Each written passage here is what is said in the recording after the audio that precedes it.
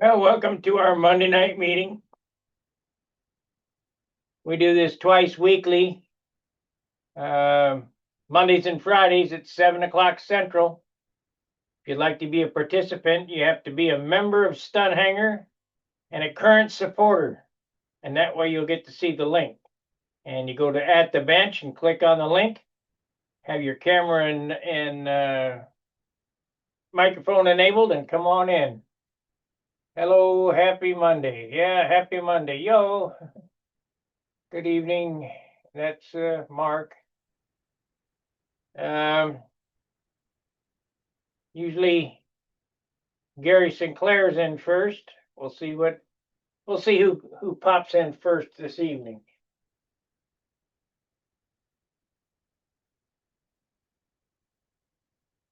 I've been working on my latest little project. There's Gary. Howdy. Howdy. Did you used to fly the gnats?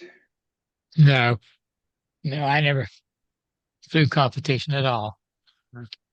So you're I not just, in our stunt magazine then, huh? no. I, Closest I come to that, I got just knowing Steve Woolley.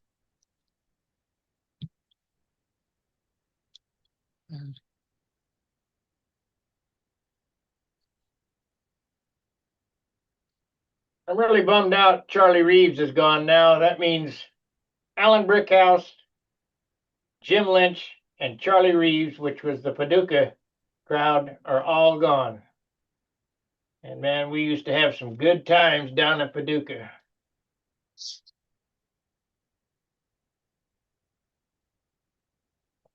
Yep, things are changing, aren't they? It's getting bad. Yeah. I don't suspect we'll have much of a country in 5 years if things keep going the way they're going. I know. There's going to come a time, people don't want me to talk about politics or whatever, but there's going to come a time that I'm going to unload on some of this stuff. And that's just the way it is.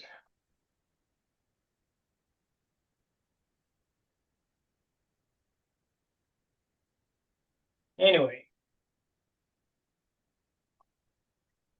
we can't keep going down this road. Got my little package here finally put together. I don't know if I showed this or not, but this is the setup for my next airplane. It sits in the airplane like that. Uh-huh. And this weighs 11.2 ounces. And that's 2 ounces lighter than a Super Tiger, with just as much power. Just a different run. They're Because screaming. you're going to have a pipe on it, right? Yeah. Yeah. Did you watch me lay up the pipe? Yeah. I laid up the first half of the pipe Okay. Yeah. about 2 hours ago. Tomorrow morning I'll knock it out off the mandrel and then do the rear cone and glue it on, and then come Friday when whatever day the 4th is, Friday or Saturday, I guess it may be Saturday. I'll drop it off at Danny's house and he'll do the post cure for me.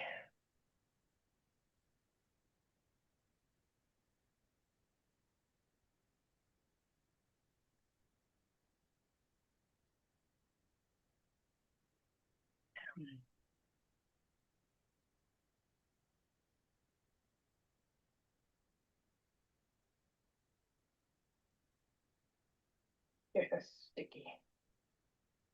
sticky, icky. I had some WD-40, but I have a real bad habit of putting shit in boxes, closing the boxes, and then hiding the boxes. I don't know where it is. I've been looking all over for it.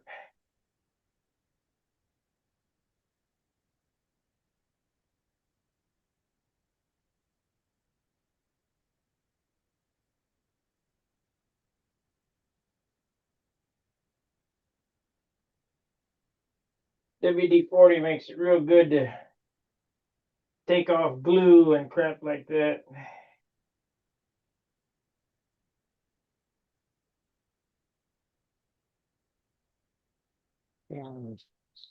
Oh dear, says evening. Yep, I saw. Daniel, okay, Daniel Berry Sports. Yo, Happy Monday. Yeah.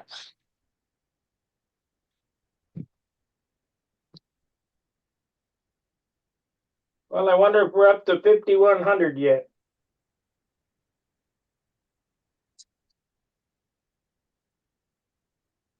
No.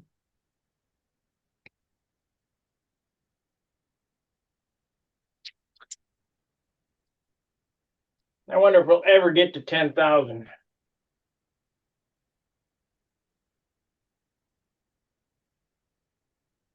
Probably not. There's probably not enough old farts that do this left anymore. Let's see here.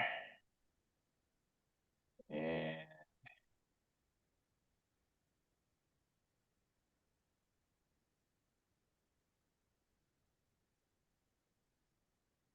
Steve Berry said, Well, it was 90 here today.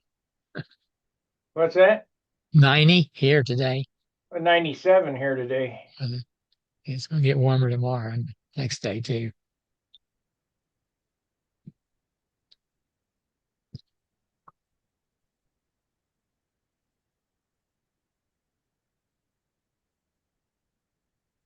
Huh. Well, that did real good.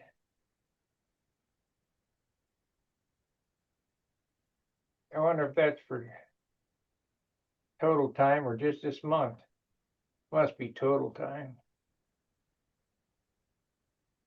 Well, these are videos. We need to look at live. Well, public.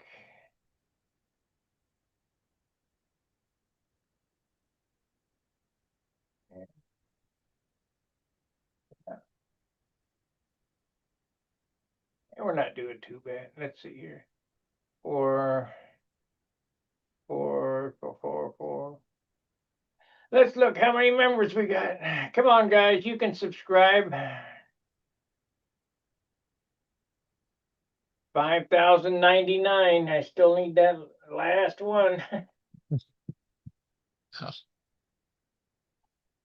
One more, huh? What's that? One more. One more. And And then starts another group. yeah, 99 more. I'll probably pick up some from the Nationals.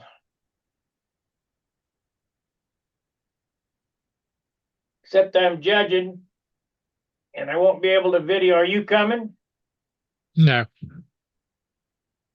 You have no interest, huh? Well, I don't have no get there. We're going to go on vacation that week too. So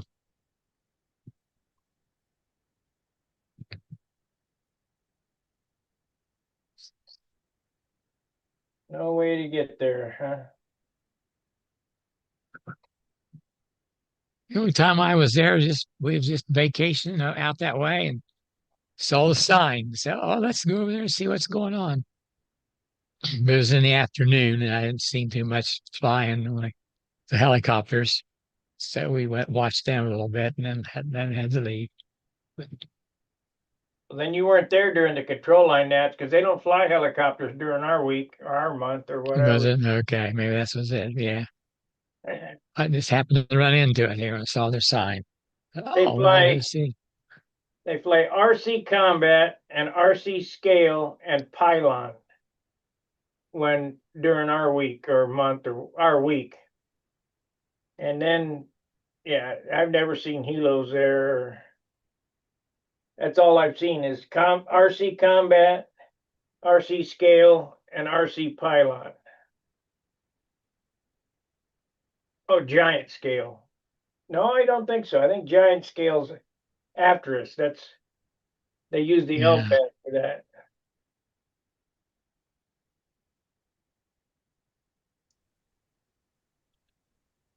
There's Steve. Oh, Gary. Oh, Bob. Hey, what's up? More of the same. Yeah. And we'll give that a try. And then I can try to move it around with my car.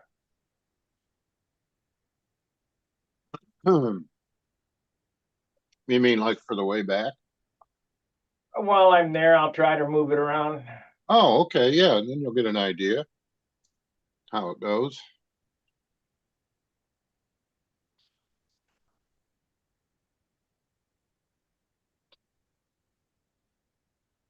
I think it should do it, but kind of a, this is kind of hard to, what am I trying to say? I need to be there. So, and I don't know if this is going to work. So I know that yours works. Yeah. Right. So I don't want to leave anything to chance. Yeah. There we go. So I appreciate that. Well, I'll tell Christy you appreciate it because it's kind of her idea. Really. My Christy. Yeah. She going with you? No. No. We both have Christie's. Yeah. Oh, okay. Do they get together? No. No. No. No. Well,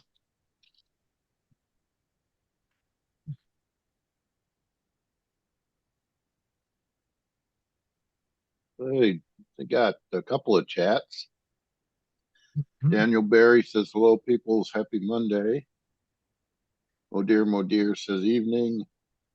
Steve Barry says, evening, everyone. Yeah.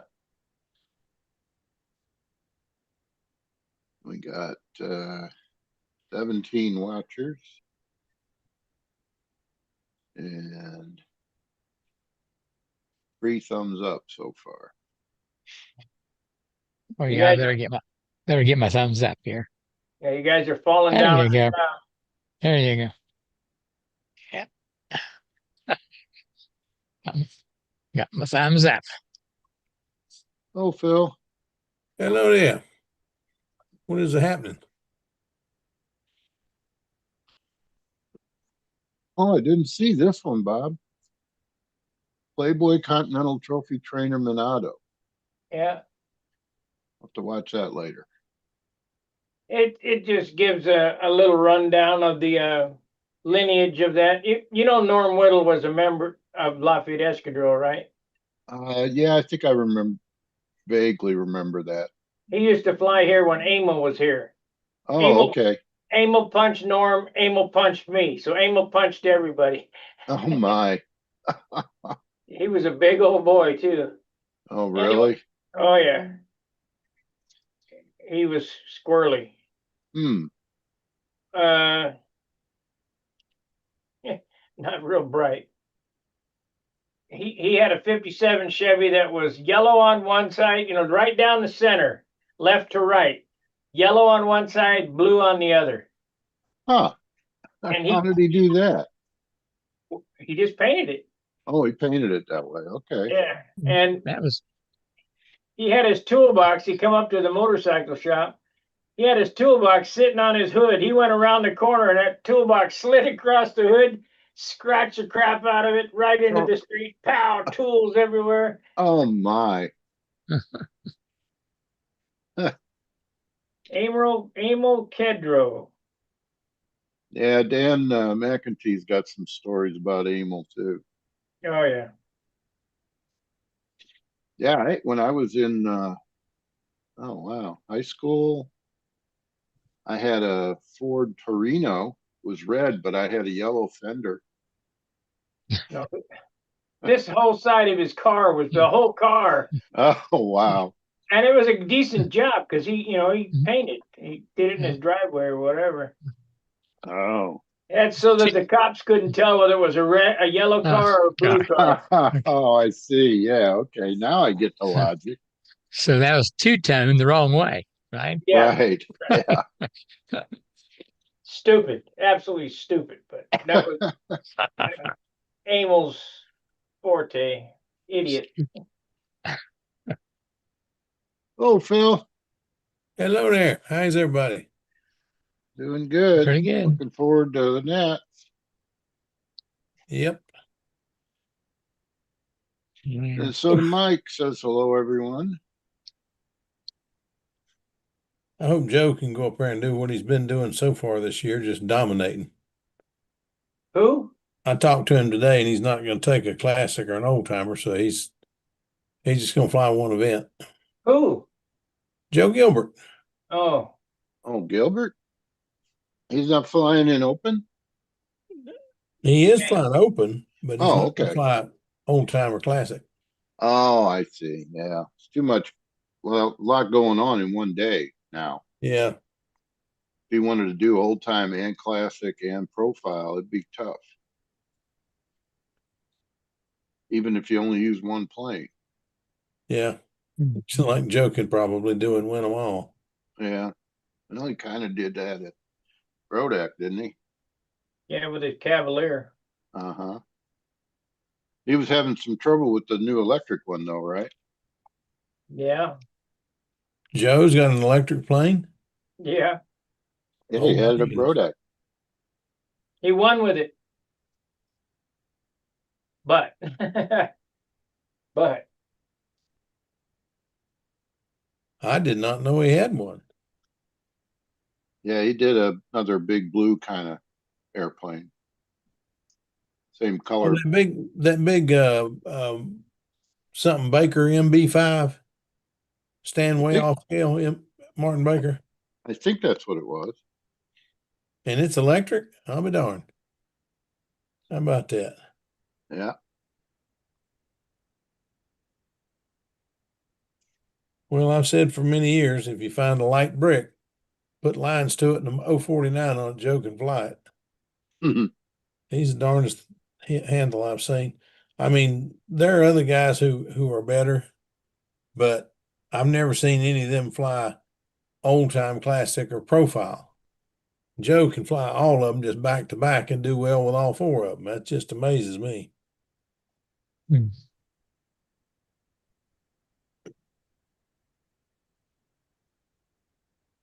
I guess uh, everybody heard that uh Charlie uh, Reeves. Charlie Reeves passed. Well, I posted it on Stunt Hangar. Charlie Reeves. Yeah, Charlie Reeves. Oh, Charlie Reeves was a member of our club, and so we had Alan Brickhouse, Charlie Reeves, and Jim Lynch, and they were Uh-huh. the fathers of the Paducah contest, and that was a good contest. Yeah. Yeah, I went to that one a few times. Which one's that? Paducah. Oh, you were Western talking about Illinois. Charlie. I just went to put my earplugs in and everything, the sound completely blanked out. So Oh, we're talking about Charlie Reeves, yeah. yeah. Western Kentucky, Southern Illinois contest. That's what it was called. WKSI. Yeah, he pretty much kept that contest going by himself for a few years. There's Howard Rush. Oh, Here. Howard, Hi. you ready? No, I'm gluing on and breaking off vortex generators at about the Oh. same rate. Oh boy. But you better get ready to leave here tomorrow, shouldn't you? Yeah. Yeah. You have to take that Tomorrow's wagon train Tuesday. across the plains. Is all your electronics ready to go now? Yeah. That's I good. replaced the new Igor with the old Igor, and Oh. it's working fine.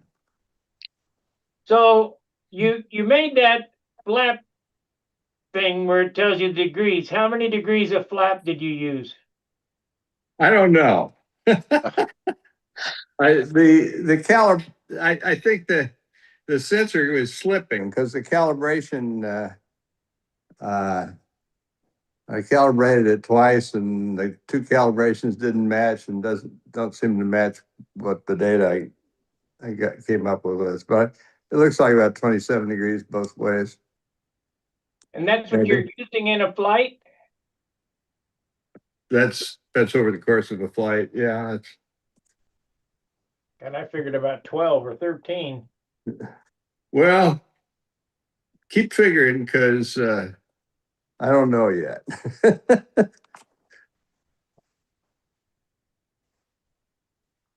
And just because you got 90 degrees of elevator don't mean you're using it all. No, I Yeah, had I don't 90 know about degrees that. elevator on my first Ringmaster. Oh Yeah, yeah, not we all did. Yeah. So more was better, man. You give it up and it just stopped in the air, big air brake. No, we never got there. The push rods were so whippy. Yeah, Yeah. and they bend pretty good.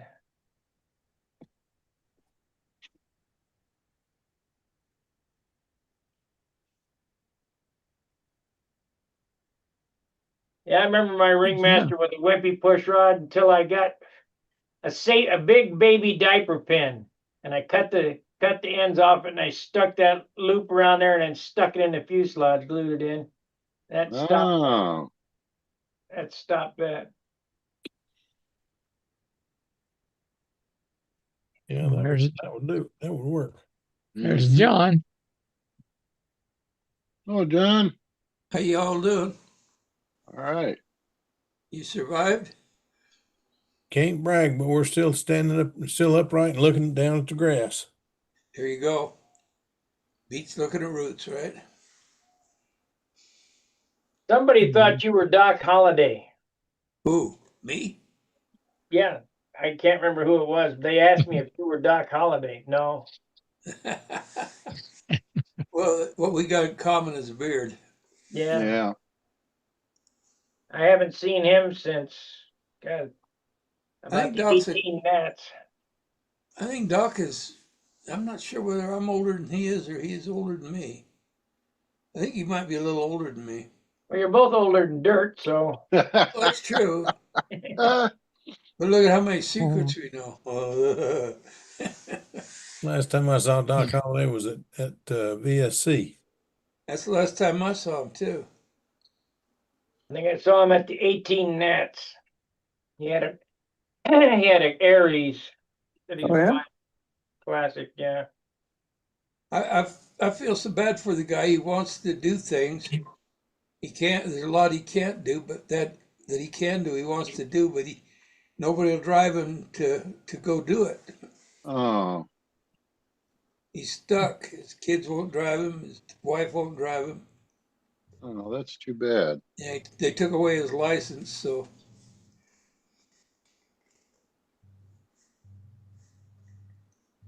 You don't need a license to drive. no, No, only Just don't do anything to get caught. just Right. as long as you but don't you get need- caught. Yeah. But you need keys. We had to take my dad's keys away.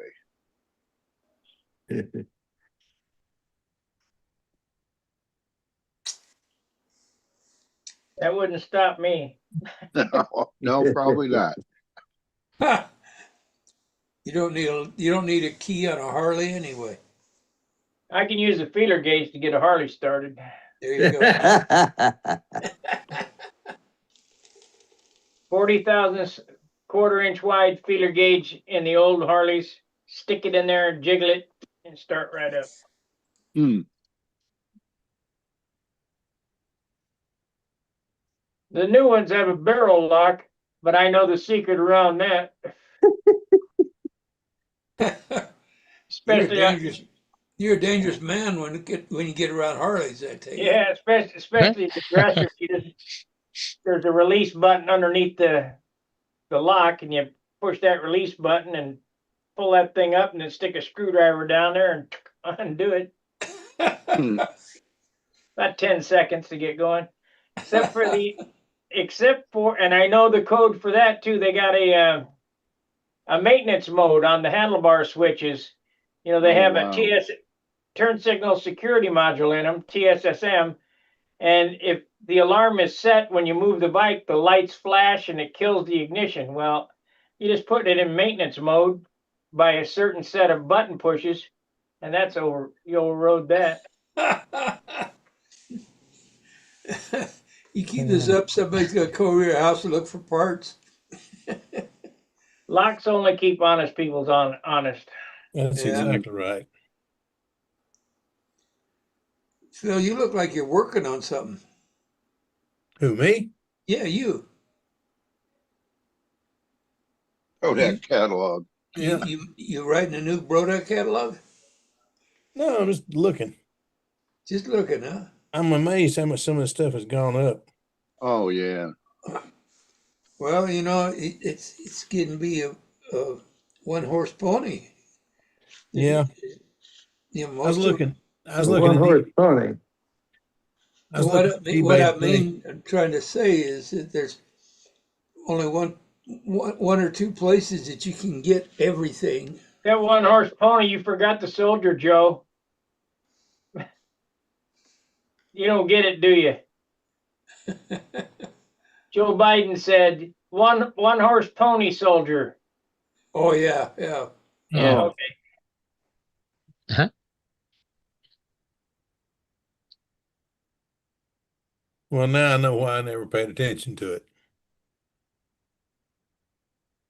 Oh, Lord. But I was looking on eBay today and I saw a sailplane in there. And I couldn't believe the price of it. He wants $194. Hmm. When I was flying sailplane, that kit, a Drifter 2, cost $14.95. Phil, I saw a stick built sailplane, 2 meter sailplane. Guy was advertising it for sale, and he wanted close to $4,000 for it. Yeah. Hmm. Yeah, some of them are real proud of them. And then you go to the contest and there'll be somebody trying to get you over this car and try to sell you a couple for ridiculously high prices. And then you have some little old lady say, well, I've got some over here I'd like to sell if anybody's interested. And nobody wanted to go over there. But I said, well, sure, I'd like to see what you got. Went over there and there's 4 moldies and a half a dozen kits that I've wanted for years. And she wanted $50 a piece. Yep. I mean, good gracious. And I bet you took advantage of her and bought them, right? I gave her more than $50 a piece. For the Okay. ones I bought. I didn't buy them all. I didn't have room to get them home, but I gave her more than $50 a piece. There you go. Hey, David, how you doing tonight? You got sound? Hey, how you doing, Steve? Oh, there he is. Can you hear Okay. me? Yeah, now I can. Just I don't checking. know. You're Can you hear good. me? Yep, you're good. Yeah, we can hear you now. All right. All right. So you guys getting ready to David. go to the Nats, huh? You getting ready to Yep. go to the Nats? Yep. Good for you. I'll be there next year. Next year. David, what were you looking for on that? No, I was looking for Max B stuff. Anything that we could do a laser cut off of. Do laser cut, PDF file or something that we could send somewhere and get a laser cut wing or a few sides or something. Oh, It's been hard to track down. I will look through what I got. I may have. I thought about it after I answered you, and I may have a PDF of that airplane. We'll see what we can do. I'll take a look if I find it, and I can get anything off it. I'll send it to Right. you. Okay. You know I appreciate that. anybody, Doc, John, that has a 3 view of that GB3, that that weird looking thing that Yatsenko makes? You can look on What Amazon. about We got a Cardoza? 54-inch and a 61-inch version of that thing on there. What Who, were you what? saying? Yeah, John? even the GB3 is cool. David Chang is building one. Yeah. Where do Matter you of fact. get the 3 view of that? I thought I don't know, Cardoza. David Chang. You know him. He's going to the Nats. You want to speak to him? He's He's doing some stuff with it right now. As a matter of fact, I have a couple of pictures of it on my phone. I'll send it to you, Sparky. All right. Yeah, I'd like to see. I mean, I just need some. Really just need some numbers and some pictures of it. Inspiration. It's called Right. inspiration. Yeah. I can build anything from a picture. And if I have a reference, you know, if I know that it's a 3-inch wheel or a 2-inch spinner or whatever, and then I can kind of plot it out. Yep. So, you know, Now the wing set's really low in below the thrust line in the GB, I think, and also of course the max B too. It's That doesn't mean anything. I can put the wing anywhere I want. I guess Igor says. That's right. Did you see? Did you see when I did the MC-72 electric stunner? No. Probably not. But that thing was 100. I think I saw. Yeah, I did see some photos of it. I saw that Genesis. Yeah. Terrible bandwidth. That thing was 100% scale side view. I took that right off the internet and I blew it up to the length that I wanted. And I just set the wing where I thought it would go and the tail where I thought it would go. I sold it to Bernie Trent. He's flying in fun scale, but it's a stunner. I used to fly my Jack Sheik's Stagger Wing Beach in fun scale. Yeah.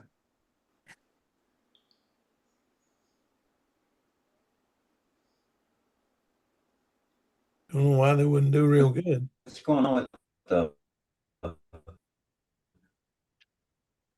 You got some serious problems there. You got 2 screens open, so close one of them out. David?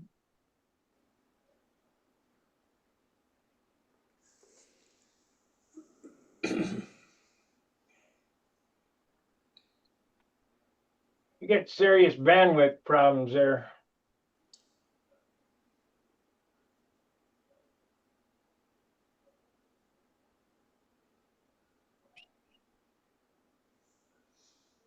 Sparky, did you get your rating on your hat?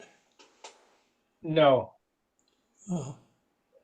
No, this is just a U.S. Navy veteran, proudly served, you know, veteran on the back. And then I wear my Airedale hat, naval, airframe hat.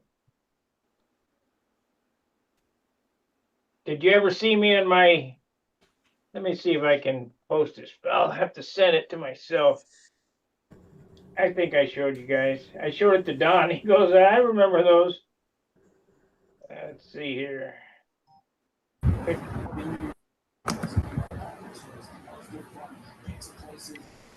Mike. Good evening, Michael. There's Mike. Hi, Mike. Hey, guys.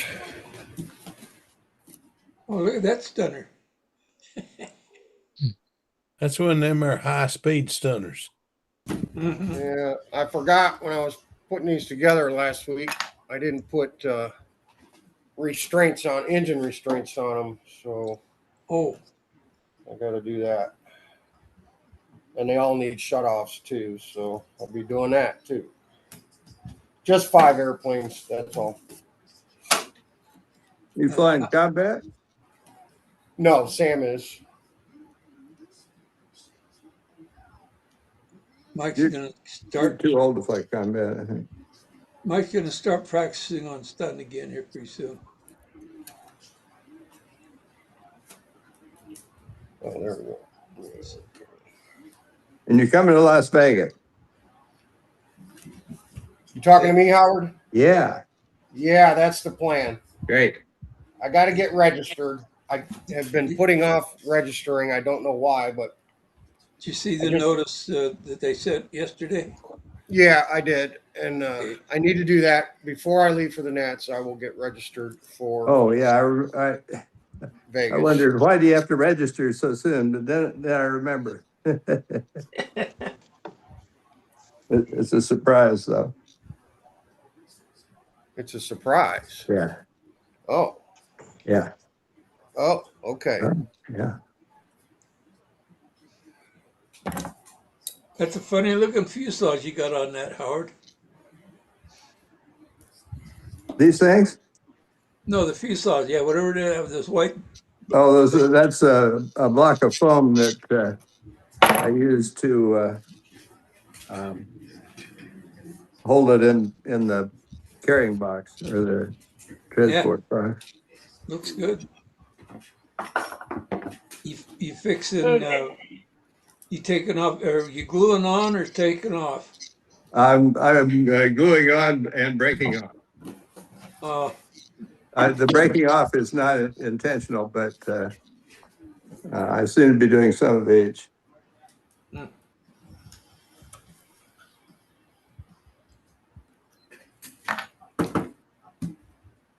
I wonder what would happen if you just got them all wet with some slow CA and just kind of threw them over the wing. That's an interesting thought. That's the same thing they do. Um, probably about the same thing. Gosh, Same effect. that sounds real professional, doesn't it? Never can tell what the effect might be. Yeah, well, could do that, I guess. Hey, I'm going fast now. I thought It's you were one of going these. half. Oh shit! One of these things that Oh my goodness! you keep doing it, and you get better and better at it. Who's that? Is that you, Sparky? That's me. Oh, holy shit! Wow. I was on top of it. Yeah, that's me. Huh. Let's see. Stop share. What do you have for a hat on there, or do you? That was a combination cap. I got it underneath my arm. Oh, I saw the one under your arm, but it looked like you had one on your head. Something No. on Yeah, my head because I had no hair.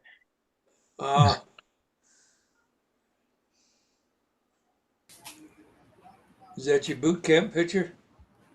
No, I that was I had already made third class, and I was out on leave, and that was to the San Diego or the Salton Seafarer magazine. Oh,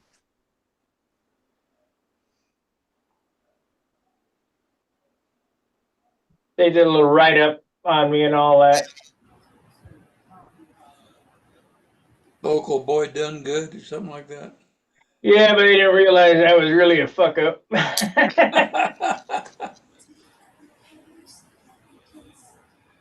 So what did you make? Second or first class? I made second class. Congratulations. They had a program back then called I called it Rent-A-Crow. I mean, we all did. You got third class out of boot camp if you signed up for extra year. oh, Oh, wow. We called those push button petty officers Yeah, when I was in. Give them an extra year or two, and they give you an extra rank. that's all right.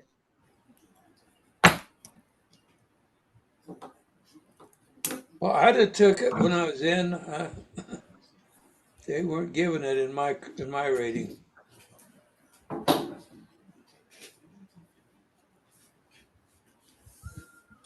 Now I could have re-upped and gone into the nuclear program. You'd have done that, you'd have been like Don. He made commander. Did he? Yeah, first he was a senior chief, and then he got out of the senior chief and went warrant and became a commander. So Wow. He must have got up as high as he could go in a warrant before he went on a regular officer. Right, that's Don Jenkins. You know him? Yeah, Oh. I know the name. Yeah. Don's the one that Yeah. won the concours last year. Oh, he Yeah. built beautiful airplanes. Yeah, I think his wife outranked him too. he did. No, If you ever see the back of their no. pickup truck, No, that ain't right. She was one rank under him. no, she wasn't. That's Well, I don't know not about rank. I don't know nobody about else. rank, but pins. But the pins, he's got about 7, and she's got about 12. She was on a destroyer overseas, and he was in Washington D.C. He was nuclear. He was on a submarine. I can call him right now if you want. That Man, ain't the story he gave me. I don't know. I think his wife He was a training officer. outranked him. Well, I recruited my Boy, he is talented. I recruited my best. I want her for a girlfriend's brother into the reserves, and he wound up getting through. He started out through the Reserve Officers Candidate Program, wound up as a captain. Yeah. I don't know. Don laughs about the fact his wife had more pins. I don't think he said rank. I think he just talked about the ribbons they got. The ribbons, yeah. I don't know how that would be. Right now, you want man? He was a training officer. Who's that? Don't know. I don't know. Well, Don was a commander. She was a lieutenant commander. He was on a nuclear submarine, and that's why he. I mean, we talk about the Navy all the time, him and I, and I mean, he went as far as he could go, and then became a warrant officer, and decided that the pay would be better if he went ensign. So he went up through the ranks on that too. Well, let's see, become an ensign and how many years of service already? I think he did 20 something. 20. Well, you know, he had even 6 years of service from an ensign. That kicked his pay up there pretty high. Well, they do all right. I tell you that. If you knew what it's like being away from home on deployment, you know, all of that. The ribbons, yeah. They earn it. Feedback. I'll just mute that out. That sounded like Phil. No, I think it's David. No, David, yeah, I think so too. Mhm. No, I know what it's like to be gone 28 days, 24 days a month. Yeah. Have 4 days a month at home, and then you're gone again for 6 years. I couldn't have took what they do. Well, look at these guys that are over there right now. So the one carrier that just got back, I think they were on a year's deployment. Yeah, they planned on 6 months and we're gone a year. Think of all that hazardous duty pay they got. Yeah. Oh, yeah.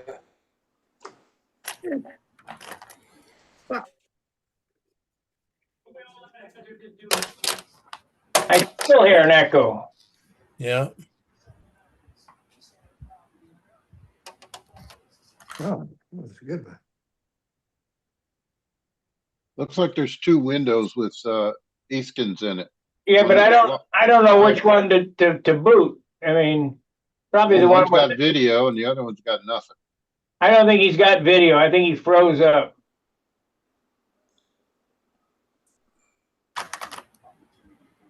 But if I remove him, then his other one will be removed. Yeah, he's got to close it out himself. I see, said the blind man. Okay. Yeah, well, just mute them both. You got to have some decent bandwidth to be on this. Oh, I sure found that out.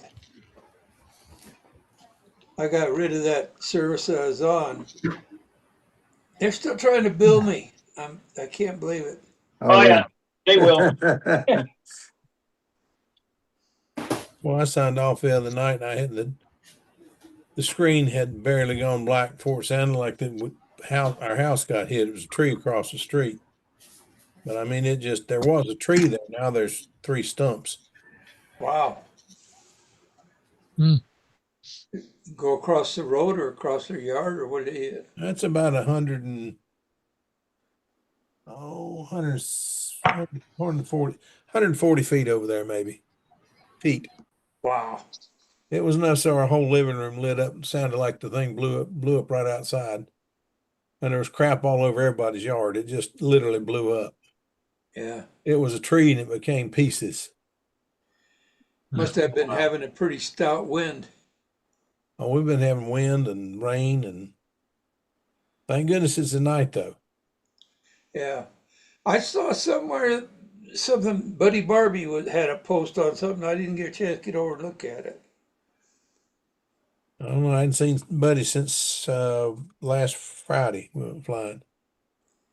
Yeah, I think this was yesterday. He had some posted on something it says Buddy Barbie's made a post on something that you haven't seen yet.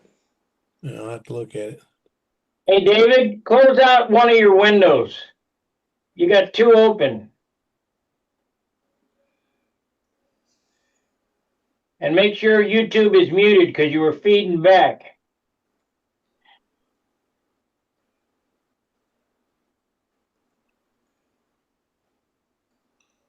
Because if I do it, they both go away.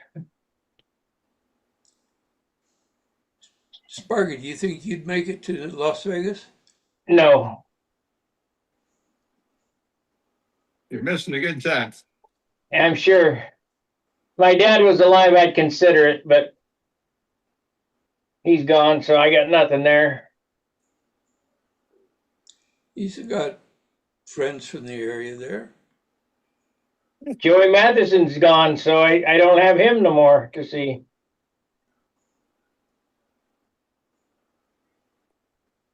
Huh. I wonder what happened to them airplanes I sold them. Yeah.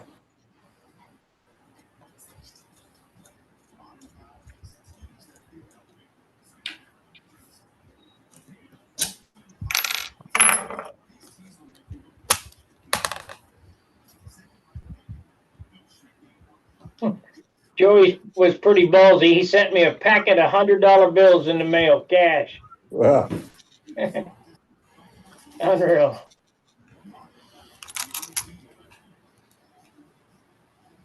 Mike, Rand's looking for a few good guys that can put those things together for them, you know. They're a little bit bigger and a little heavier. Put what things together? Remote controlled, remote vehicles, Drones. drones. Anybody mechanically inclined can do it. Got that right.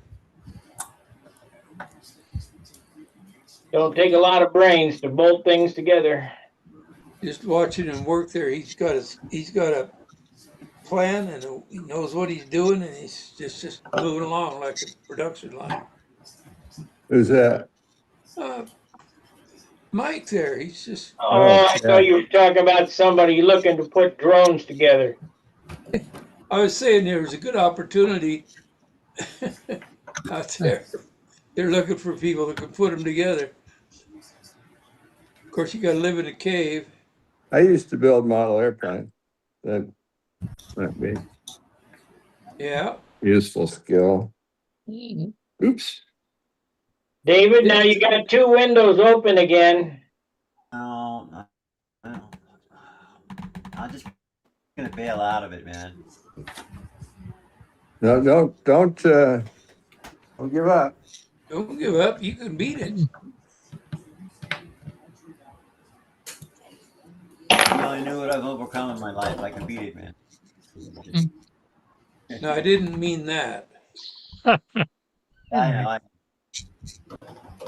Close all the windows, reboot, and then come back, and it'll be all gone. I'm gonna shut it. Hold it. Your one window went away. All right. Yeah.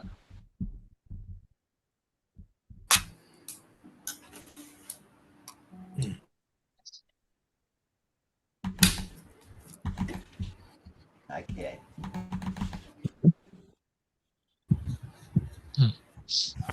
That it? Wow. And we see you and you're not echoing, so you don't have a YouTube window open. Good. Sorry about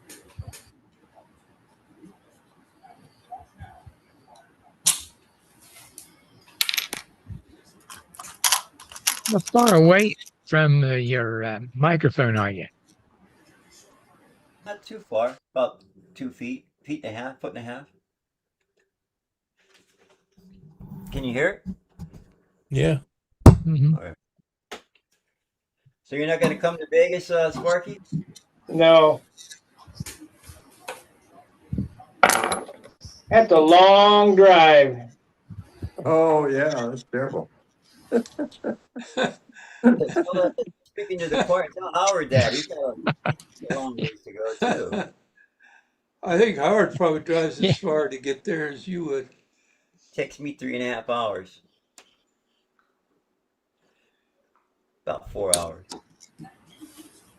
How many miles is it from your place, Howard? I don't know. It's Alexa, how far is it from here to Las Vegas? 1,400.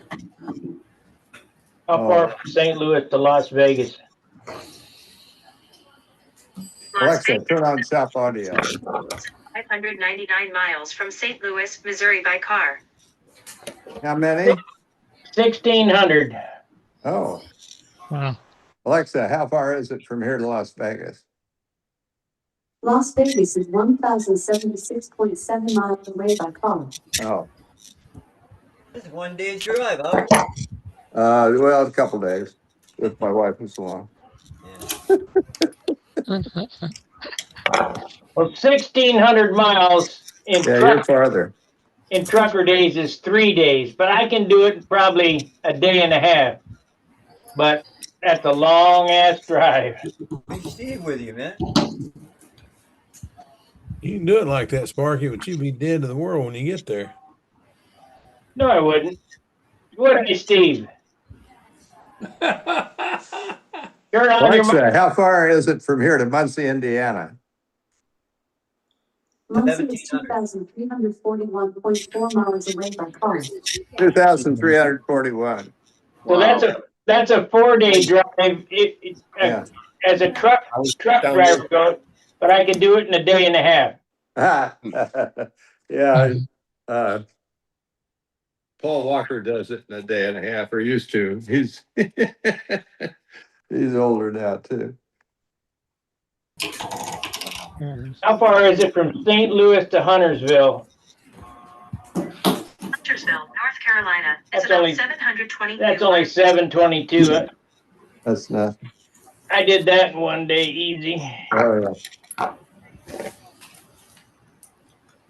I'd say we just did PA in 1 day. How far from St. Louis to Carmichael's, Pennsylvania? Carmichael's, Pennsylvania is about 608 miles. Oh, 608. Yeah, we left here about 10:30 in the morning. Didn't get there till 12:30 the following day. 12:30 a.m. And we did a lot of stops though. yeah, he must have fiddled. Well, we had the piddle stops, and we stopped at Dan's house. We had to eat. We had to stop at Pocahontas. So you got to stop at Pocahontas and eat a breakfast. Yep. Mhm. Oh my. And you guys ever traveling 70, going west or going east? You got to stop in a town called Potan and go to Pocahontas to eat breakfast. It's It is- Pocahontas, Illinois, Right. and It it's Powhatan Yeah. is the place. You got a restaurant and a hotel, and Yeah, And see, now they got competition across the street. There was a new restaurant there. yeah, it don't matter. That We didn't try. Pocahontas, that's the best place.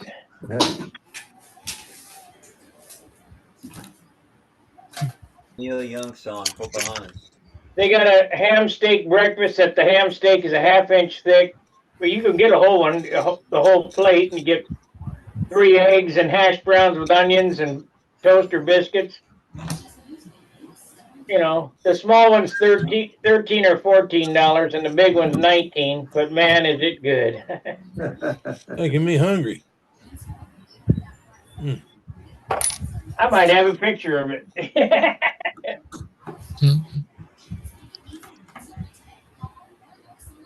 Let's see here.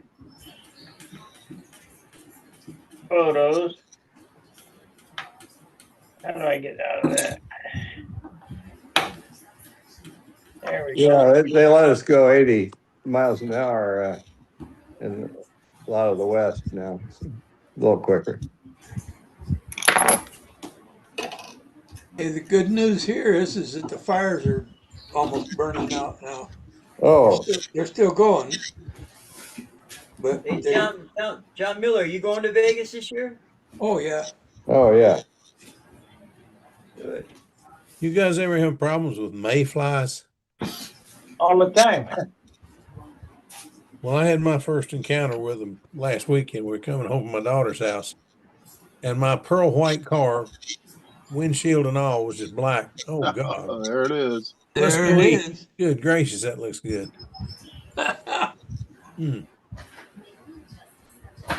We hit that. We was coming up the highway. It was after dark, and I was beside an 18-wheeler, and I come up the road, and I thought that we'd run into a rainstorm. You told us this last Friday. Now I know what it is, though. The mayflies. Yeah, you told us I this had story. never seen bugs like that before in my life.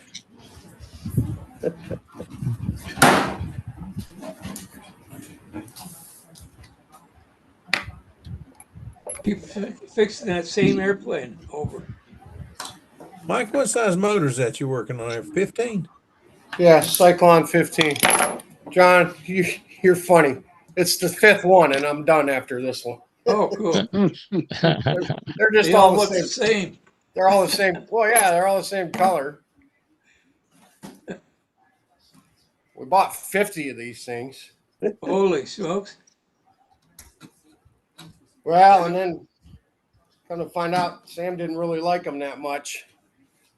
Oh, really? So we switched to an elliptical design, and he doesn't fly these in F2D. He just uses them in a single airplane That's fast your event. Sportster. That is a Sportster. I got one more for you. Crap. Come on now. There we go. That is a Sportster. Let's see. Got my shovel.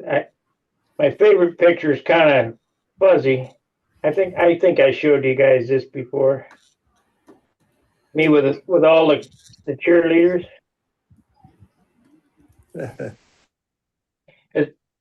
This is the St. Louis Rams cheerleader squad.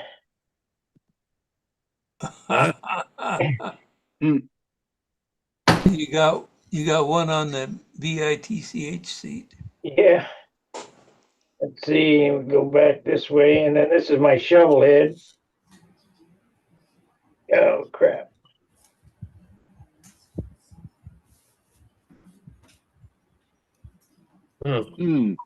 Nice. Bye. I got a picture of my dresser in here, but my brother's sitting on it, not me. So when you got your arms up as high as you had on those ape hangers on there, is it hard to turn, make sharp turns? Nope. Come on, what the heck's going on? Looks like it'd be awkward, doesn't it? Yeah. Yeah. My bike had was like a cafe racer, so I had the bars down low in there, real short. This is my brother sitting on my bike in Colorado. That was in 2000. That's a nice dresser. That's nice. Hey, Sparky, let me show you something. Let's see. Howard, let's see. Wait a minute. Remove spotlight. And yeah, electric glide. Electric glide, yeah. You find that laying alongside the road? I don't remember where I came from. Well, I got one for you out in the garage. I'll bring to the nets if I can remember. That's an inside joke. No kidding. Yeah, usually a half empty can of oil and parts.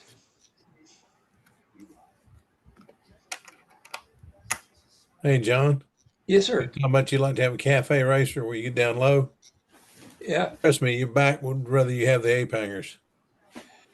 I like the stock bars just come up just a little bit, that's Well, comfortable for me. But just getting way down low and me stretched out, oh man. I was basically too long for the bike in the first place, so cafe racer setting it down low, it worked for me. Well, whatever works. Yeah. Ape I had hangers to- are comfortable as long as they're not over your head. Yeah. They're straight out. They're fine. And my arms got to sleep when I If they're ride. like that, then it's kind of a bummer. Yeah. My arms go to sleep when I have them up high. So I couldn't do it. But I did try the cafe racer for a while, and that little Kawasaki H2 750, that thing was quick. Oh, yeah. The bad thing about the H2 is that the frame geometry was so bad they didn't handle worth a crap. With our crap. Yeah. And also, if the front tire wasn't off the ground, the rear tire was probably spinning. Well, Yeah. it came on the power band at 5,000 RPM, and any gear you were in at 5,000 would wheelie. Yeah, that's true. You talk about the two-stroke, 3-cylinder. Yeah. That's it. Yeah. I had a Yeah, 500. that frame geometry was off. A lot of guys, that was nasty. That thing get up and start wobble on you. Yeah. What you had to do, I can't remember the name of the company, but they were in Atlanta, Georgia, made another frame for it. And you just buy one of their frames. Rickman. That may be, I can't remember the name of it. But I got a frame. It had a thing beside it for $20 extra. You could get it chrome. I thought, yeah, right. $20 is going to get me an all chrome frame. Sure. So I told him, sure, I'll give you the extra $20. Back then I didn't have two nickels to rub together, but I gave him the extra $20. You know, the darn thing came chrome. Looked good. Very strange motorcycle. And it did handle Howard. Howard made the tune pipes. They made the muffler pipes for it. Well, I had one of those motors in a three-wheel sand dragster, and it was pretty quick. And you didn't worry about the power band because you just held it wide open and then dumped the clutch, and the paddle tires would scoop up the stuff, and it'd kind of carry the front wheel down the way, the whole 100 yards. Yeah. I always had one word for those guys: insane. So when you had that front wheel up and you were digging like that, did you have two brake handles, one for each of the rear wheels to steer it? Nope. No? I run 3-inch scoop tires, and the scoop paddles. They had great big scoops on them, 3 inches tall, and they were real, low pressure, 5 or 6 pounds. Yeah. You just shift your weight. Oh, okay. Same with I had a top alcohol dragster, and it had a fat tire on it. Same thing. Shift your weight. If you ever go to the drag strip and watch the pro stocks and the fuel bikes, you don't see many fuel bikes anymore. But when they come to town, it's a good time to go watch them because that's a dying breed, and it's a blast to watch something go down the strip and watch the fire come out behind it, and that plume of fire follows them all the way down the strip. It's something else. Larry McBride is the fastest guy on 2 wheels in a quarter mile. and he's running a Kawasaki. Spider-Man. What's his numbers? Number one. He's, No, it's speed and time. I don't know. I don't remember. I can look it up for you. It's pretty fast. Minnesota Mike said H2 frames would bend when riding them. Yeah. I'm Larry not sure what. McBride. Felt like he was riding a piece of wet spaghetti. Larry McBride's Top ET. What was really spooky, you'd be riding along and not see the railroad track. Even if it was a good one, when you hit it, the bike felt like it was just all over the place under you.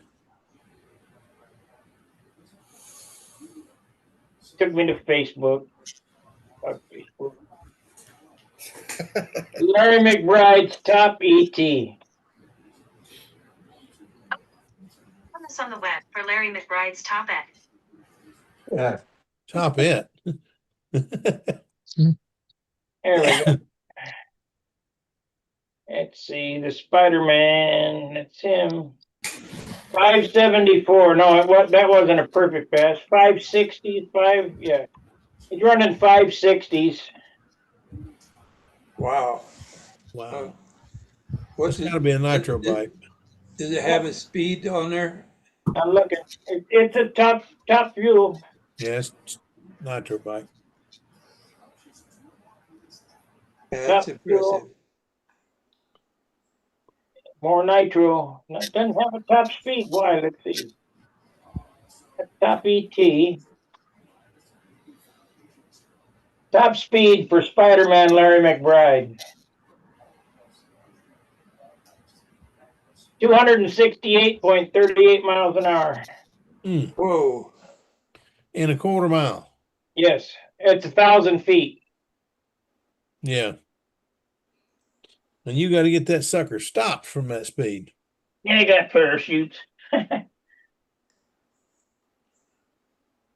He came off the bike here recently within the last 3 months or so. Let his hand go and the wind caught him, and when he went through the grass at over 200 miles an hour.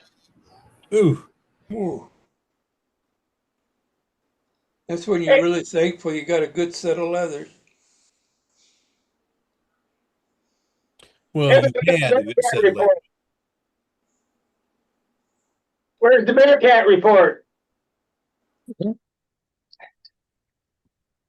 What do you want to know? It's sitting in Columbus, Ohio. It's sleeping, eh? Yeah. It's what? It's sleeping, huh? I didn't understand what you said, Sparky. It's asleep. It's sleeping. Oh, yeah, it's sleeping. That's Resting.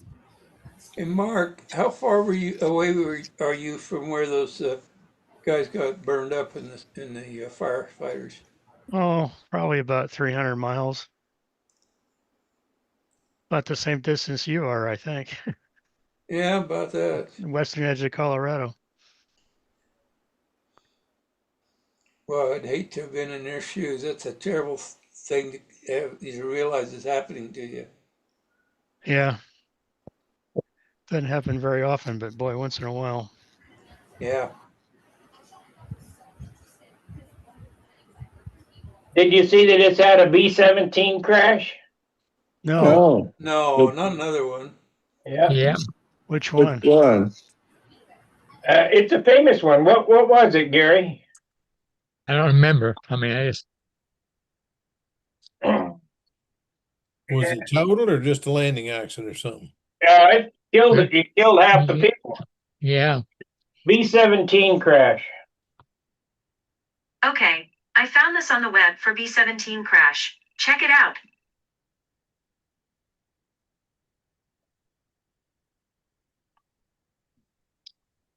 Bradley Field accident investigate. NTSB has released initial. Oh, that's 2019. That ain't it.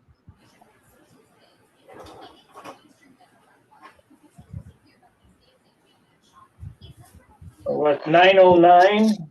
Oh, B-17 909. today? I thought that crashed a while back. Yeah. Yeah, this ain't it. There's no current one, I don't think, Sparky. Latest B-17 crash. Yeah, 2019. I guess we're just getting information slow.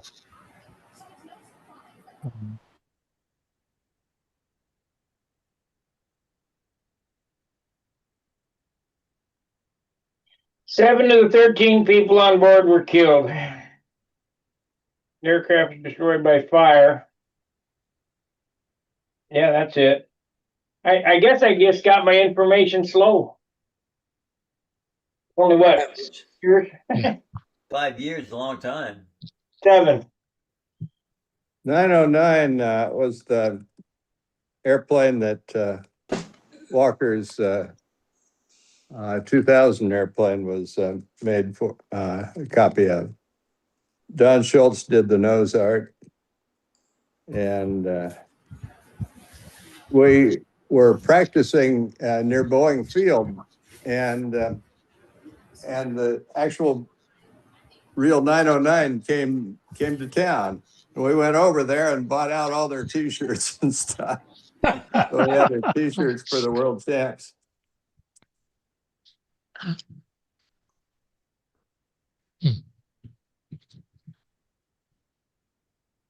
Hey Howard, how does this one fly compared to his glow one that he flew back then?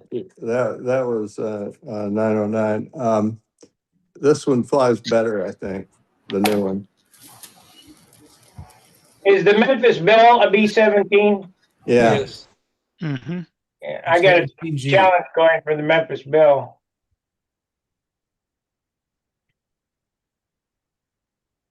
Hey, there's a head. Oh. Hi, head. Holy Hey. smokes, he's back. Hi, Joe. Yeah. I thought he went over to the dark side. I have. I've been flying electric. That's what I heard. Joe, what motor's in that Martin Baker looking airplane? 3520. That plane's electric? Yes. Well, I'm proud of you, sir. That's nice. Well, thank you. That's nothing to be proud of. It's harder than I think. I'm still an egg. I'm still an egg that's cooking in the pan, Howard. I don't know enough yet. I'm still learning. Well, I'm still learning. Yeah. What ESC and timer you got? Theoretic and a Spin 66 Pro. Time to throw a little. I got my SP11. What are you running, Mike? Badass 3515 710 kV. Yep. Theoretic or Burger? Oh, Igor timer and Igor. the original Jetty Spin 66. Cool. Same as mine, Joe. I got a Spin 66. That's a good one. Look at Mike's free flight he's bringing. That's enough reason right there to go to that evening. Yeah, I'm trying to get the top of the wing covered. I got to turn all my fans off, man. The tissue's blowing all over the place. The fuse is done. Well done. That. That's going to be a flyer, son. It had wire wing hangers. I don't know if you ever seen the Ritz, Joe, but it had. No, I don't know it that. had to bend these two wire wing hangers. They look like landing gear, and they were meant to go like this and glue the wing to it. I didn't like that setup, so I just copied what was on the Sky Bunny, and then this is movable too. You know, that's perfect. You can't go wrong. Is that what kind of prop you got? It's whatever came with it. The Ritz. What's a good looking prop? Yeah, it's man, it's 9 inches at least. It might be a 10, maybe. You got one of them fancy winders too, Mike? I got a couple. Well, actually, the best one I have is the one that comes with the AMA Alpha and the Beta. It's a 25-to-1 winder that comes in the airplane you buy at AMA. That little foamy they sell. Yep. But if you use is that going to take 2 layers of 1/8 inch? You think? No, looking like maybe this is doubled. I don't know. And what was the gear ratio on your winder, Joe? 20-1, just like his. Oh, Yeah, okay. two bands Yep, 2 bands. doubled up, Joe. It'll be that wander will work to get it wound up tight. Yeah. It'll work it hard. Yeah, but at least the AMA's got a little more open field. You'd have lost it at Brodax. Oh yes. Yeah. That thing right there will fly. I hope so. It might fly I hope away. I hope I can get this wing covered without warping the hell out of it. So Don't put it on wet. Put it on dry. no, I am, and then I'm shrinking it with a mix of 90% IPA and water, 50-50. Don't use much. No. Don't use much. Don't baptize it for sure. No, I won't. And then I'm just misting Krylon Crystal Clear is what I Yes. use on these tissues. That's What are perfect. you now with a glue stick? I am, yeah, glue stick. Yep. Glue stick and alcohol to pull it tight when you need to pull a little. Yeah. Yep. Excuse me. No, I don't want to do this with all you guys watching, man. Oh no, we want to watch. Yeah, put him on big. Let's have some entertainment. I ain't no pro at this, man. And since I'm on the top where the ribs are, I'll probably end up ripping one off and starting again. You know, that compound curve gets me sometimes a little bit with the Do tissue. the middle rib on the inside and work your way out to the tip before you go north and south. Is it Yeah. under camber wing? No, flat. It's flat bottom, so that was easy. That's But the ribs have a double compound curve, thicker to thinner and rounded too. Right. You can't pull it north and south first. It'll never get tight. It actually looks like a good stable airfoil for what It does. Absolutely does. Yeah, those under camber wings are a bitch to cover. Yes, they are.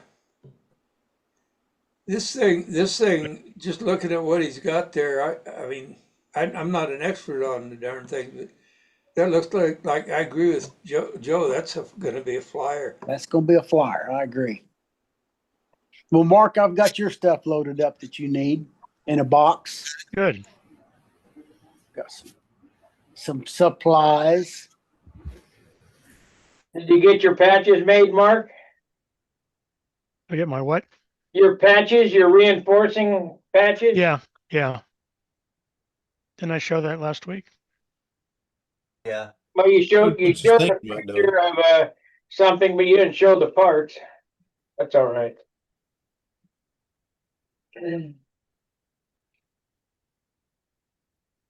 I was going to show Mike what I'm taking along to play with after hours.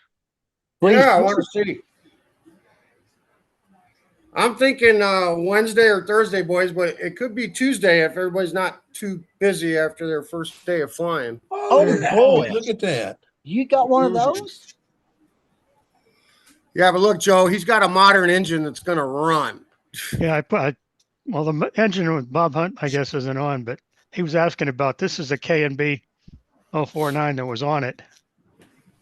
And it's a very early K&B motor. I'll be darned. And it's got a tank that hangs underneath it. Looks really stupid, but that's the way it's set up. Yep. And here's an ad from the day. $595, which I think was kind of steep for a That's a lot of 049. money for that, probably. Weren't Is they? that for the whole airplane? No, that's this K&B 049. Could have bought a McCoy 35 for $395. Well, yeah, I mean, I think the Cox 049 was like $395. What year was that, you think? 50, 52? Yeah, it's probably about 52, I would guess. I don't have a date on this ad, but I don't that's see one about either. Is that a Fire Baby airplane? Yep. Let's see. Genuine Fire Baby. What year did the Fire Baby 049 airplane come out? I believe it qualifies for old time. It definitely qualifies for old time. Yeah. I'd say 47 be my guess. 49, 49, okay. I think. I say 51 or 52. That one's got a wooden fuselage. The last one's had a plastic fuselage molded. Yeah, but the one I got about 1960 had a wooden fuselage just like this. That's why I Did bought it? this one. 'Cause This is Uh-huh. exactly like the one I had. Well, that's impressive, Mark. At Tucson years ago, I think it was Larry. He brought one of those and he flew it in no time and had to stop and gas up and start it and go again. And I think it did the tricks. They Here probably did the Fire Baby 049 with the K&B come out. got a top flight prop. Look at there. Well, Yeah. that's just for show. I'm not going to try to fly it with that one, but I got a plastic prop on it. But You got extra wings for it? no, Mm. Let's don't try to do too many tricks. Let's just fly it. well, this one you can't see it very well, but it had a split in the wing Don't show. about 3 or 4 inches long. I glued that with CA, and the stabilizer was loose back here, so I glued that with CA. It didn't have a push rod, so I made a push rod. So it should be ready to go now. Is that wing pine? No, No, they're balsa. it's balsa wood. It's the same thickness they use in a glider. Is it light pine though?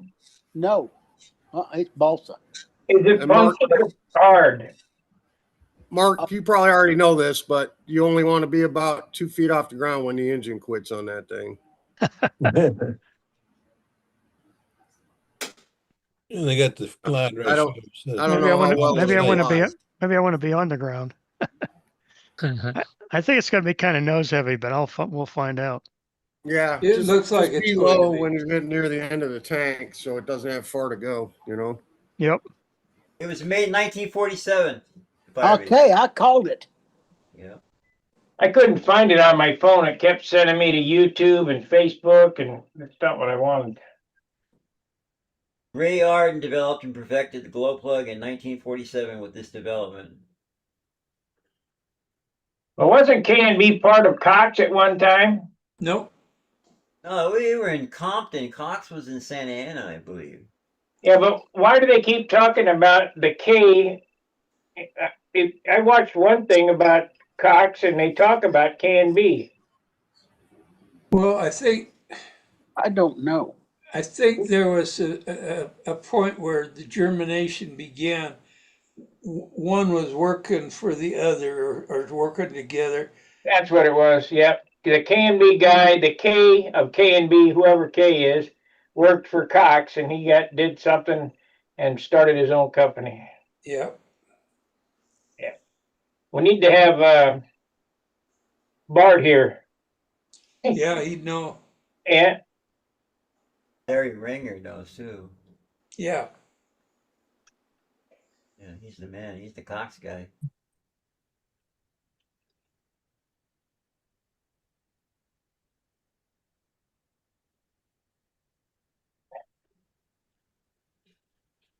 But it was Olson's development of the glow plug that made the big push. Who? Olson? It was Olson on Atwood. Yeah, that was a real breakthrough. All I know is my dad was so happy to get a glow plug over that spark plug ignition shit. Yeah. Made a huge difference. I got a glow plug out in the garage, a Champion glow plug D Hill gave me. Really? It looks like a Champion spark, but it's a glow plug built by Champion. Really? D Hill gave me that. I've got Wow. one to go like that goes on my sparker, and that's a weird little spark plug. Well, it is a spark plug. I've got another one that's a glow plug, and they're weird looking. But that sparker, if you put your finger in the wrong place, you can wet your pants real quick. You won't do that very often. You know, It you won't say do that, it once, it hurts. but I've seen people at Tucson having trouble, and they grab that spark plug and flick it to see if it had spark. And dude, I've had that thing bite me, and it hurts up to your elbow. I mean, That's the only airplane that we flew that Colleen says, when you start that, Joe, you run to the handle. Don't you walk, you run. That big old Anderson Spitfire, it was a fire breathing something. Noisy too. mine's a super cyclone and it is loud.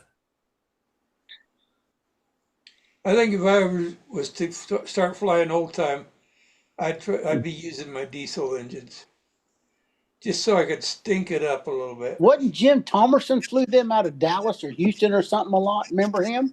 Oh, he used to be a member of our club. Did he really?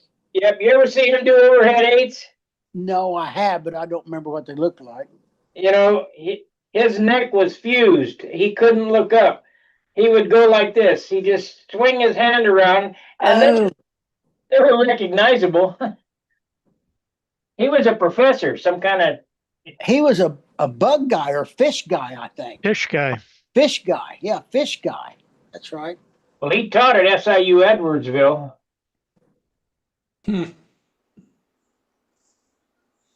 Some type of professor. You weren't around, were you, Steve? Steve, Yeah. were you around when Jim Thomerson was here? Only the last year or so, I think. Yeah, he was retired and by then, but Yeah, I don't think I ever saw him fly, but he did come around during our contest one or 2 years. The guy that would know his absolute history would be Dan McAtee. Dan McAtee would know. McAtee, you're right. That man knows everybody's history. Mr. History. Yeah, he's definitely a historian. Not only that, he's a pretty decent guy. It says here that another brilliant idea he had. He used the 1/4 thick bulk fuselage from the 404 folding wing interceptor. He used that on that Fire Baby airplane. Did he? The wings were the same size as the AJ airplane also. Wow. Did you see that plane that showed up at VSC? It was a Fire Baby, but it was done up like a 404. Yeah, that was cool. The one I remember seeing was a Fire Cat with clear. That's it, Fire Cat. Yeah. Fire, and it was beautiful. The ribs were even painted blue inside, I think, weren't they? Yeah. He painted the ribs and then covered it in clear and trimmed it like a 404. Yeah, that was Richard Demkoff. You got a great memory on that. Well, he was a member of our club here. Okay. I know the airplane. I remember seeing it. Yeah, he passed away about 10 years ago. I'll be darned. Yeah, he passed away young. Hmm. But he was a good builder and Dan McAtee. pretty fine guy. Yeah. This will be a trip here. We'll have to make it quick. You get to go on silent here in a minute. Hello. Hey, Dan, Sparky. Yes, sir. What did what did Jim Thomerson teach? Say again? Remember Jim Thomerson? Yeah. What did he teach? Wasn't he a professor or something? He was a botanist. A botanist, and he taught at SIU Edwardsville, right? That is correct, I believe. Yeah. Botanist. I guess that. He was a plant expert, and I mean, he was like world renowned, in that line and those circles. Right. I think he specialized in a lot of shit in the forests in Brazil and stuff. What do they call the forest down there? The jungle. The Amazon. They got a name for it, whatever. Rainforest. Forest or the camp. It all stuff way the hell over my head as far as that shit goes. But to look at him and talk with him, he's just a good old boy from Texas. Yeah. He's probably one of the most intelligent people I've ever known. I mean, man, just flat smart on anything and everything. Yeah. Well, we're online right now. We were just talking about Jim Thomerson, and I knew he taught at SIU Edwardsville, and I told him how he did his overhead eights. You remember that? Yeah, he just goes across his shoulder. I'm kind of getting to that stage myself too. Yeah. You know, you start one shoulder, fly to the other shoulder to do the wing over, and then overhead eight's kind of something similar. He didn't even look up. Yeah, hardly. You know, if you feel your airplane's turned out, you know, it'd probably be just as close as we did if you were trying to look at it. Yeah. One thing I regret about not really getting next to Jim about and learning from him while he was here and while he was still on the earth was diesels. He was as good at operating and running diesels as anybody you ever saw. Yeah. And he could start 1-2 flips just like you can anything that you own and stuff. And it was always one of those things I was going to get around to. I just want to play with him just for the experience. Who was that little guy that used to come up there and fly while his wife read a book?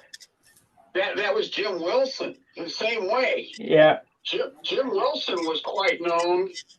He had at least a dozen models published in the magazine that I never knew until basically it was too late. Yeah.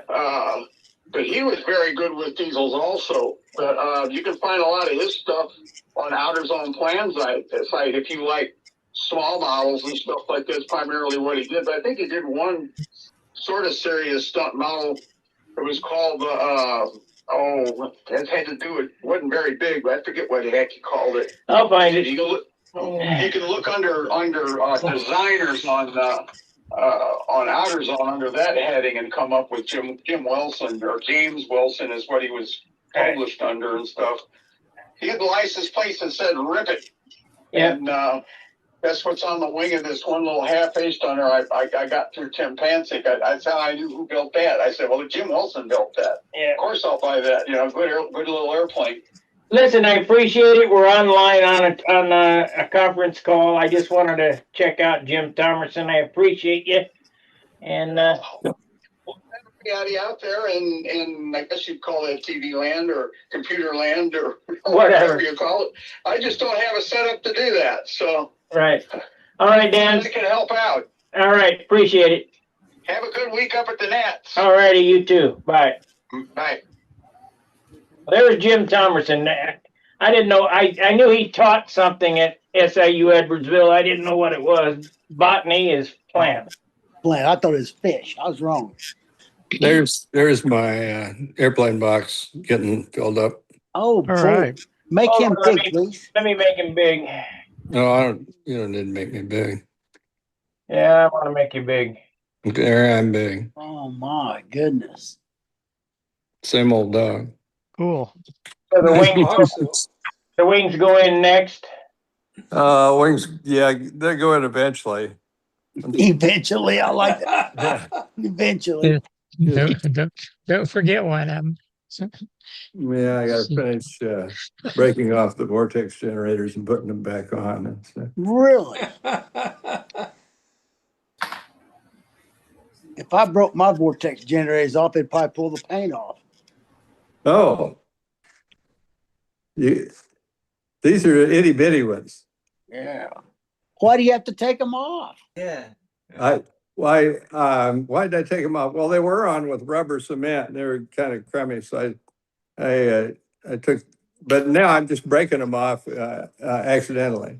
Oh, yeah, I've done that too. I got one wing set to go. I got to prop it up on something. How thick's that wing, Howard? Measure the root right quick. Oh, okay. Please. 2 1/4. My new airplane's 2 5/8 thick at the root. The root? The root's 2 5/8. At its maximum? Uh-huh. Wow. I think that's pretty thick, isn't it? That's pretty thick. At Powder Master territory. That's probably 22%. Well, it's highly tapered, to the tip. 2.5 inches. 2.5, so just an eighth bigger off. Yours is probably a lot thicker than mine at the tip, I bet, too.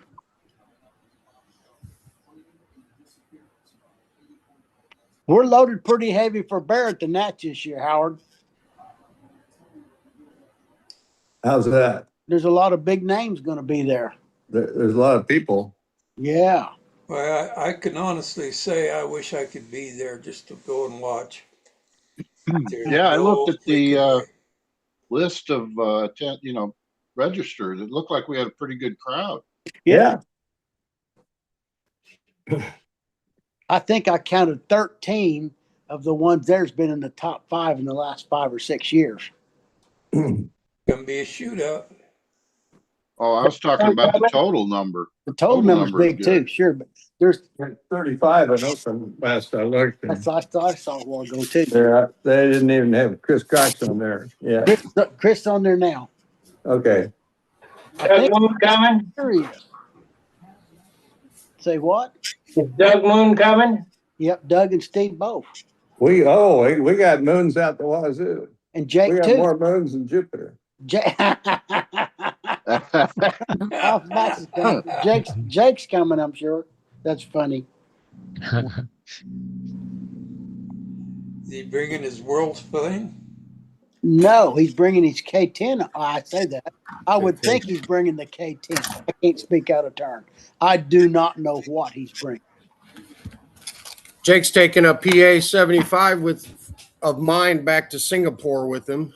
Is he? Yeah, I had one listed for sale, and some guy from Singapore asked if I would consider shipping it. And I said, yeah, maybe after I get back from the Nats. And I was like, do you know Jake Moon? He was like, yep, I know Jake. And then Jake reached out and said, Mike, if you want me to take that engine with me so you don't have to ship it, I'll carry it on the airline and hand deliver it to the guy. So that's perfect, isn't it? Yeah, that makes me feel better about putting one in a box and sending it halfway around the world. I agree. Yeah. You got a better chance to know it's going to get there intact. Right. I'll have to buy Jake a beer or something. Okay. 1, 2, 3, 4, 5, 6, 7, 8, 9, 10. Wow, Joe. 12. There's 13 out of the ones there's been in the top 5 recently.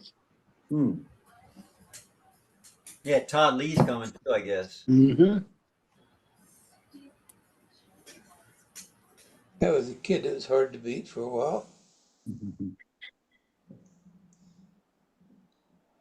Remember that old Mustang of his with the ribs all broken in there?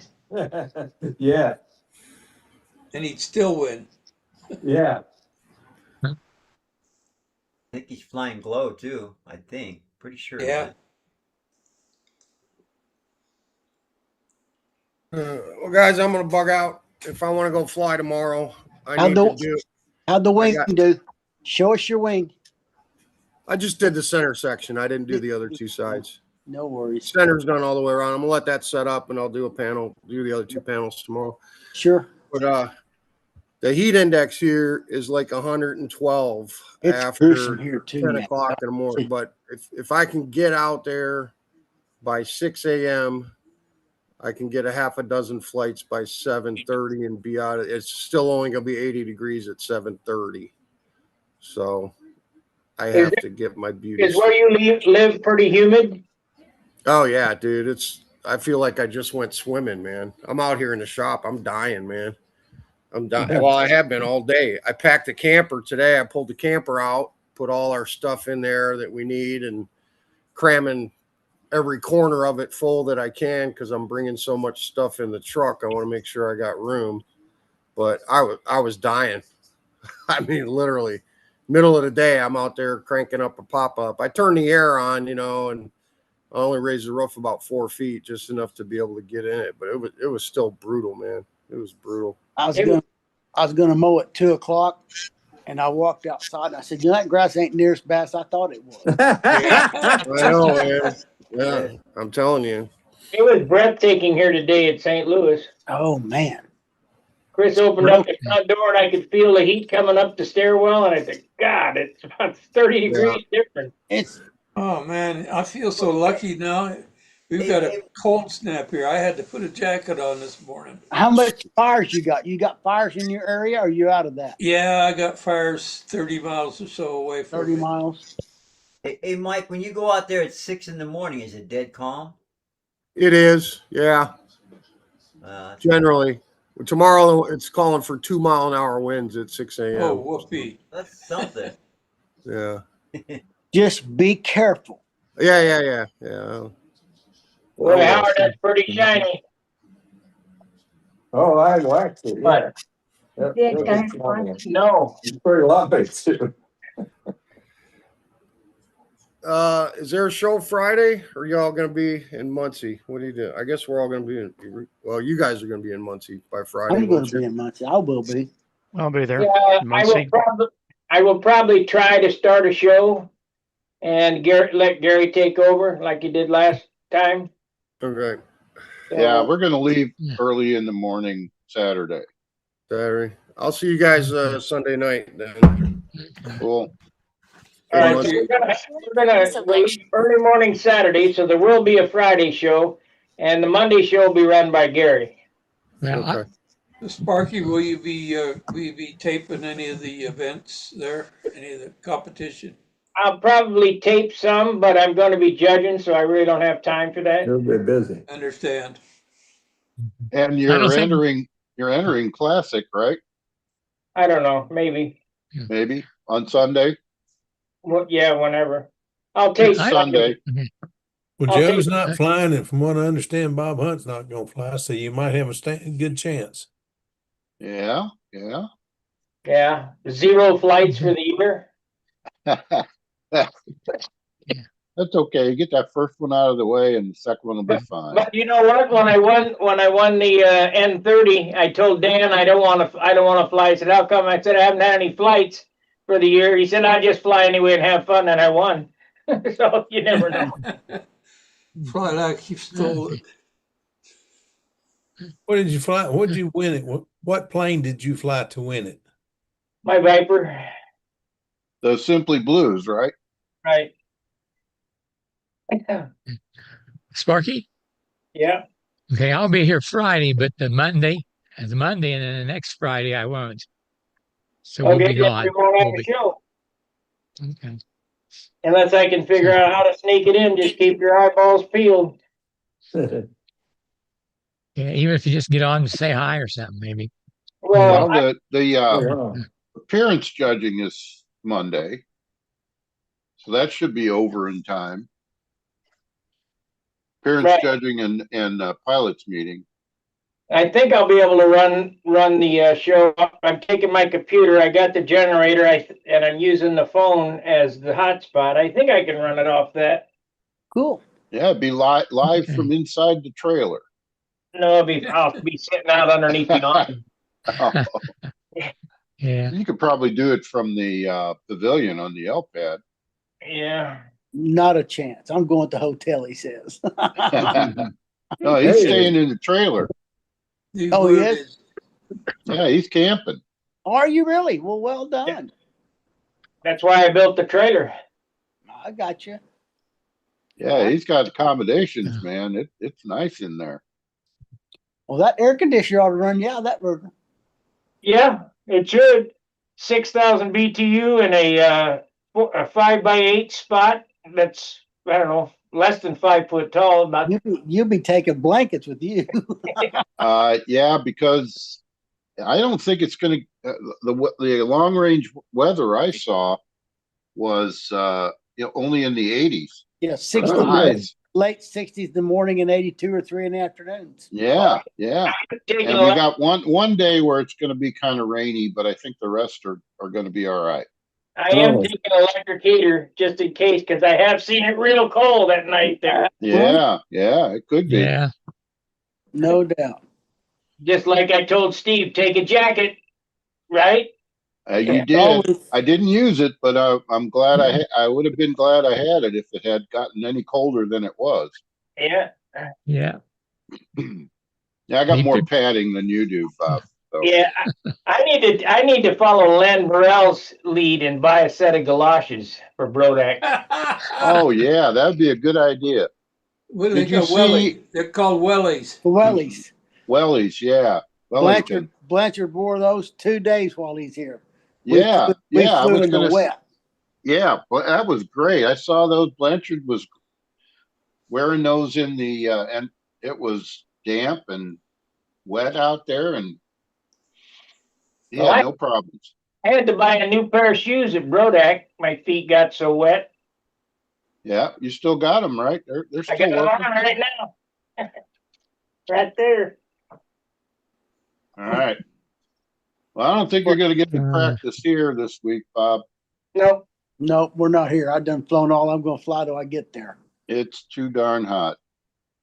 It's windy here. Yeah, we've got the winds blowing like mad here in Colorado. Yeah, That's been what's terrible. causing problems with the fires. Yep, exactly. I know now why Joe is so good at flying in the wind. That's what he's used to. We're going out tomorrow to mow, but I'm not going to fly tomorrow when it's 108 feels like it. Colleen and I went and flew the new airplane when it was 108 feels like it. I flew that airplane 4 times that day in the heat. Ouch. Drag it back to shade, go in the place, cool off, go back and fly it. Yeah, but you didn't fly in the 30-mile-an-hour winds at Brodak. No, I wouldn't. Why? Why would you? Well, there were 2 guys that did. What'd they gain? Nothing. There you Joe go. Daly did. He just to prove he could do it. Well, I don't know. If I was going to do it, I'd have got that smoothie out and gave you a demonstration. But why? Yeah. Craig Gunder flew, right, Steve? Wait a minute. No. Yeah, right. Craig Gunder flew. Did Craig fly? No, he didn't. No. Daly flew. And We had a mix up on the flew. We had a mix up on the score sheets, and I thought for sure it was Craig Gunder. It wasn't. There were 2 experts flew though. Other one was Tommy Lusano, wasn't it? Yeah, Tom Luciano and Joe Daly. Daly and Yeah, Angstrom- Tom flew. only got through 3 or 4 maneuvers though. He bailed. Well, the same time Joe was flying, I was flying the scale airplane for Ricky. I was flying scale while he was flying his pattern. I saw him Well, doing. I'm sure that wasn't easy either. It wasn't. I didn't get it much higher than 12 feet high. I stayed low with it, so it was all right. It worked out okay. What didn't work that was supposed to? The flaps or the gear came back down? It must have been the flaps. On my airplane, Yeah. I didn't have flaps. It just had The gear. P-47. Yeah, I didn't have flaps. Just had gear, and it did okay. It flew fine. I thought he was calling for something that never happened. I don't know. Oh no! When I messed up the day before on my second round, I did a missed approach and I touched the ground, doink. So that made my score go down to 89 from instead of 196 or something. Whatever it could be. I gave away the missed approach because I touched the ground. Well, how did you end up? I flew the next day and redeemed myself. When Daly flew, I flew again and redeemed myself. I slicked it on the touch and go and slicked on the landing and did a good missed approach. What design were you flying? It was a ARF P-47 that had electrical motor in it, and it had a handle that was a new electric handle like they're talking about, Sparky. That one that's Right. you got a trigger for power and then switches. That's a Yeah. RC handle, basically, is what it is. That worked pretty good. My only fault with it's got too much overhang. I'd like it to be less overhang, but I'm not. You're not doing tricks, so it's not a big deal.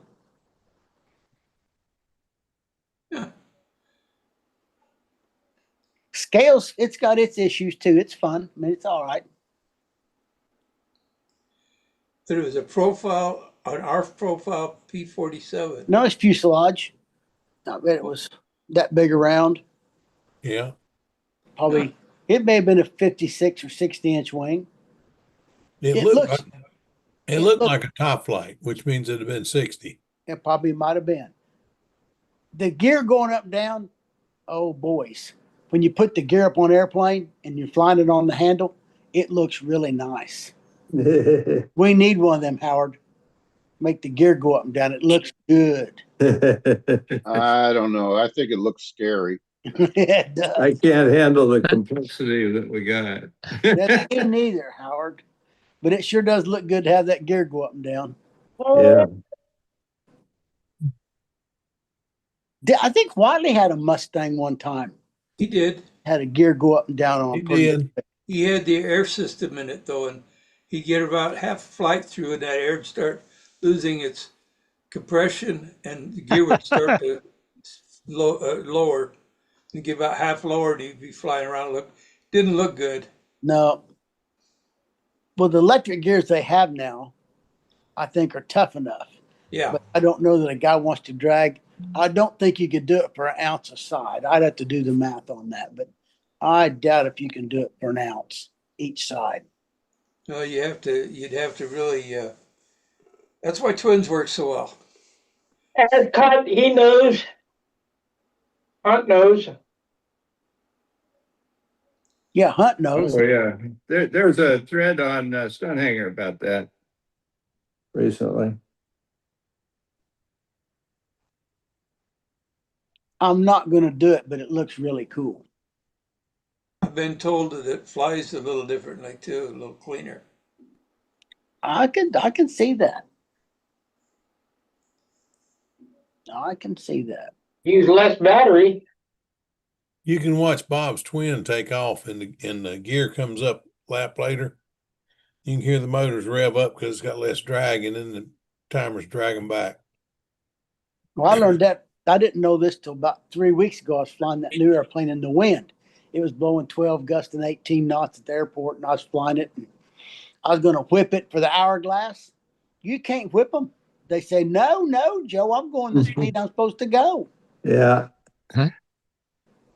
We'll either get up there or it won't. Probably will. It did just fine. You flew at your airport, Joe? Huh? You flew that airplane at your airport? No. Oh, International Airport's 4.5 miles from from the field. And I just checked the weather there. It's 4 miles away or 5. International Airport's 5 miles away from where we fly. So I used that weather. Oh, I see. As my wind gauge. Is that the club field there that used to be on the internet? No. Yeah, it's the same field that was on the internet. The one had the cameras out there. Yeah. That's the same. That's the same one. Yeah, it's the same one. I thought it was the other field. That was this one. Bob did all that. Bob Reeves was the guy. If you went and did a roller coaster ride and you got your picture taken 40 years ago, Bob did that. He's the first one that invented all that to make it work. They put a new system in, keep the camera, so he just put cameras in out there so you could see what's going on around his property. But when he passed away, there's none of us smart enough to do it, I can assure you. So that went away. Yeah. He was a cool guy. He was. He was a smart rascal. If he didn't know it, he wasn't scared to figure it out. Where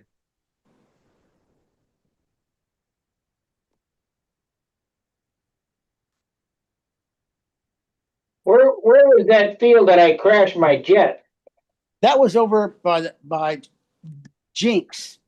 It's south of Jinx on Elwood, about 5 miles. That's about 5 miles from Riverside Airport, where we meet. It's 5 miles due south. The other field. Yeah. That was Jerry Neefus's property, and they were going to sell it, so we moved to Bob's.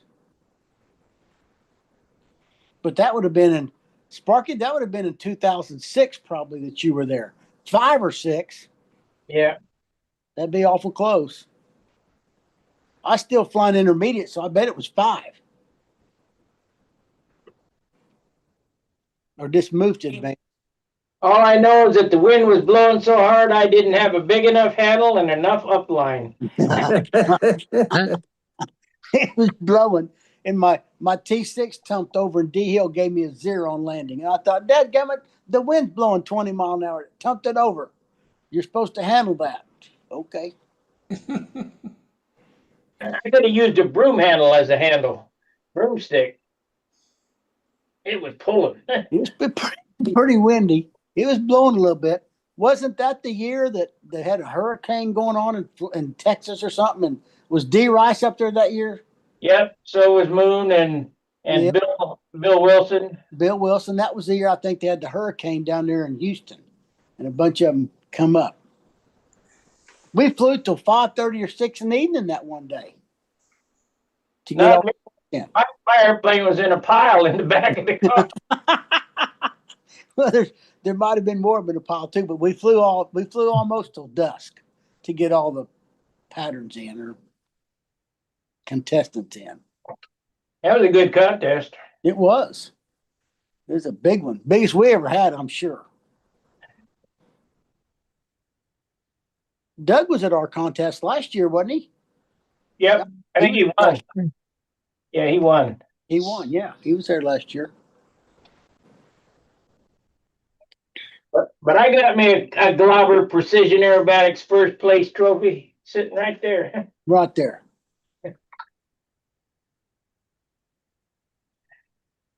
You got to get them. I never got to your contest there, but I did get down to Paducah when Alan and Charlie Reeves. Charlie Reeves just passed away yesterday or today. Yeah. Right. That's a shame. He was a gentleman beyond all, man. He was a good dude. He was You that. were absolutely right on that. His wife was a peach too. We used to have that. Oh, yes. Nancy, absolutely, positively. You got you got Charlie Reeves and John Simpson and Tom Morse. Right there's three. That's three pairs to draw to right there, boy. That's some good ones right there. 3 pairs to draw to. Yeah, three to try to draw to. Then and Jim Lynch too. Jim Lynch too. Absolutely right. Yeah, Jim. Don't forget Brickhouse. Brickhouse. Oh yeah. And Tommy Looper is right there with them too. I love Tommy. Have you ever seen the pilots that he carves? Yes, I have it at Tucson, and he had a humongous one time. I think it was a humongous. It was. Open cockpit. It was. Oh, that boy's something. I got one of his pilots. It's in my Tucker Special, and it looks real. And it only took me 20 years to get that pilot from him, but That's all right. It took me about that long to get one, and I fly with him every day. yeah, I love the guy. He's great. He is great. He is great. I agree. I don't think I've met him. You never met Tommy Looper? Not that I Get remember. on the field at the same time. I'll introduce you. Was he Carolinas? Which Carolina is he from? He's from here in Winston-Salem. Winston-Salem. I've been to Winston-Salem. I was flying. You met Tommy at the Winston contest way back when, but just can't remember him, I guess. Oh, I was flying combat. Oh, that's right. You're flying combat, and he was flying stunt. Places I always met him was just Tucson or Huntersville. He was always at Huntersville. Yeah. And he may have been at King Orange one time too when I was down there, I believe. No, I don't think he's ever. Never been to King No, Orange? he has been to King Orange. I think that's he where was he at King splattered the humongous. I think he was at King Orange when I was down there one time. Yeah. That King Orange, that 54, he had a double star 54 in a humongous. And man, he didn't get beat very often, but then the wind took it away from him, and that was the end of that. A double star humongous would be a pretty good rig. Yep. That'd be a pretty good rig. You ever see Remel Cooper? I do not know the that. last time I saw him was about 2 years ago. Oh, He comes around once in a while, but not much. oh. Say hi. Tell him I'm flying stunt. Oh God, I'll give him a heart attack. He was always nice to me, even though I flew combat. Yeah. Did you guys know Hoyt Hawkins? I did. Yeah, they used to make fun of him, and I think it was 05, because he had Parkinson's really bad. Yeah. And he looked at my Thunderbolt and he said, "Wow, I mean, I let him hold that. That made his day." He was a cool dude too. I'll tell you what, if he'd gone out to fly it, you'd see that shaking as soon as you cranked that motor. When he got to really concentrating, everything was just, it was the old Hoyt. But then as soon as he landed, when the plane stopped, he'd start shaking again. Beat all I that. thought he got an implant in his brain to stop it. Is that right? That's what I thought he said. Well, he got the implant, but it didn't work as good as he'd hoped. Oh, He had that Way a couple P40N years at ago. VSC, Yeah. probably the last year he was there. Yeah, And he got it overhead and he fell over. yeah. He saved it and was able to get back up and got a standing ovation from the whole crowd. I bet. But none of us knew that he had Parkinson's at that point in time. Yeah, he had it bad, but he hit it well. Hmm. He came out with a P40. I think it's probably what he took to Tucson. Yeah, P40N. He came out with a P40 that was, I mean, it's his design from back when he was in the Air Force and on the Air Force team. And Keith can tell you about him. He and Keith flew together. And he flew that thing and just KNB 40 of all things. And the darn thing flew really well. I've got one downstairs about half built.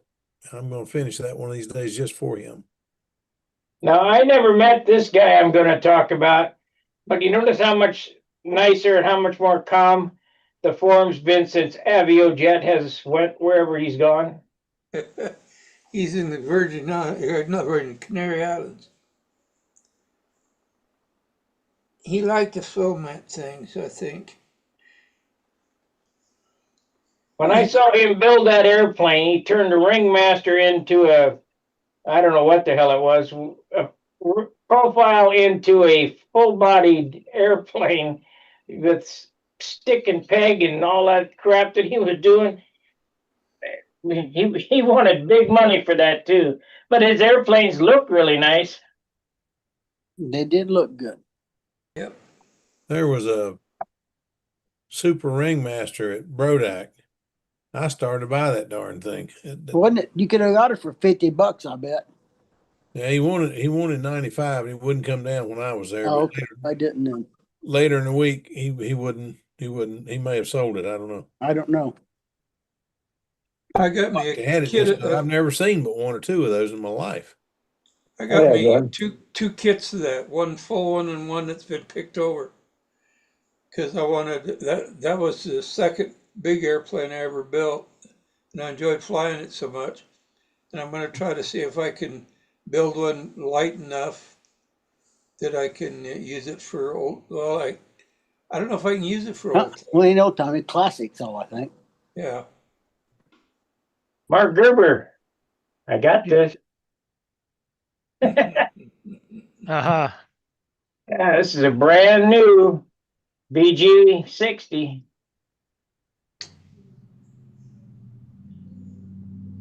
How much work is it to convert that over? About an hour. I put new bearings in it. If the sleeve fits okay.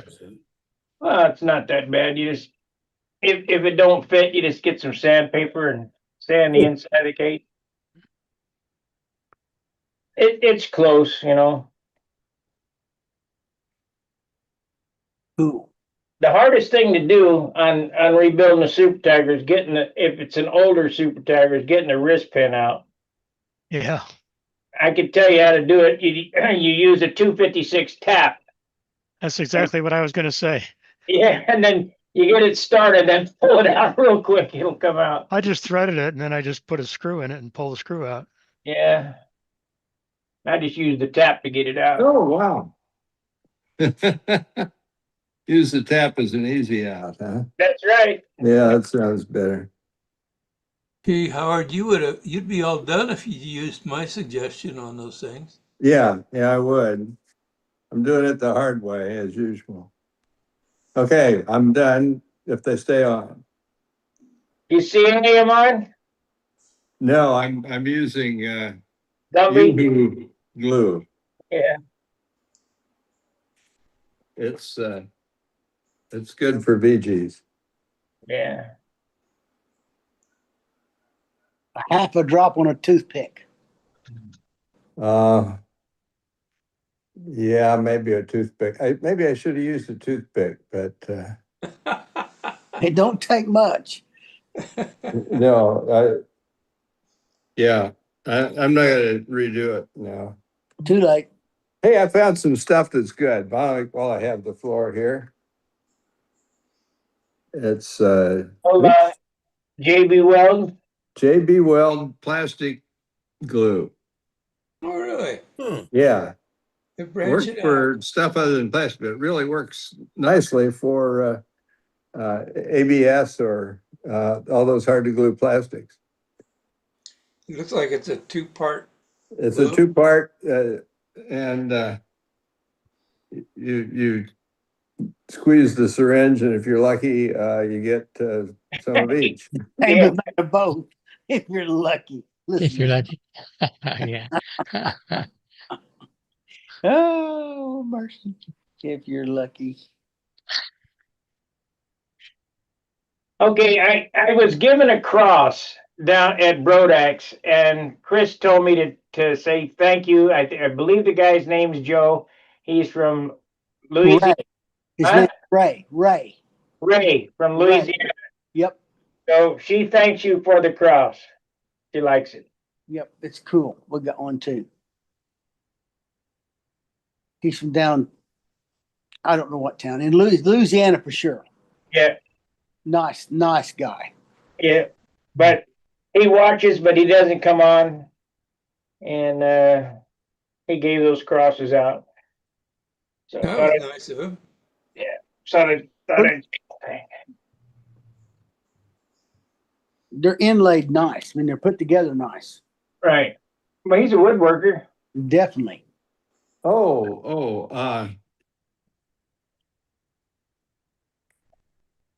Yeah, who's the guy who's the woodwork? Maybe that's he. Ray. I can tell. I forget. If I tried to say the last name, I'd butcher it. It's written on the back of the cross. I know. This guy with red hair? Is it? No. Oh, Short guy about my height. Him and his wife come to Brodak. Was Len at Rodex this year? No. Len has fallen off the map.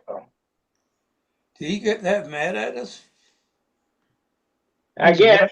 His wife was having some medical issues. I don't know if that's His name's Dore with the apostrophe over the R. I don't know how you door, but that's probably not right in that language. Dure. Dore with the asterisk over the R. not the guy I'm thinking of. Nice. He comes to the Nats once in a while, I think, too. They travel around a little bit. He bought my Cobra. I sold him a Cobra kit and a Cobra that was put together. So out of those two, he should have two Cobra. There you go. Was that a Continental you had laid out for appearance judging, Robert? Yes. That was a true Continental, right? Yeah. Yes. And the next airplane I built is a true Monado. So it's the same exact airplane, only I-beam. But this one's going to be piped instead of McCoy. Little 40 on it or something? No, this is the engine I'm going to use. 32. Yeah, 32F. 32. Yeah, it goes on like that. Uh-huh. If you remember back in, well, I guess you weren't around in the 90s. No, I wasn't around. I had an airplane called the Sorcerer with this exact power plant in it. And these little motors put out big power. An 11 3.8 prop on a pipe. 11.45. 11.45. You wouldn't think that 32 would spin that, but it'll spin it like it's nothing. You know, a LA 46 on a pipe's a monster motor. I would imagine just listen to your 40 run or 46 run on nitro. That thing growls like a Tiger 60. That's pretty good. Yeah, a 46 on a pipe, that's a little monster. Yeah. It'll swing a 12-4 prop. Should swing more than that. Two blade. Well, it probably would, but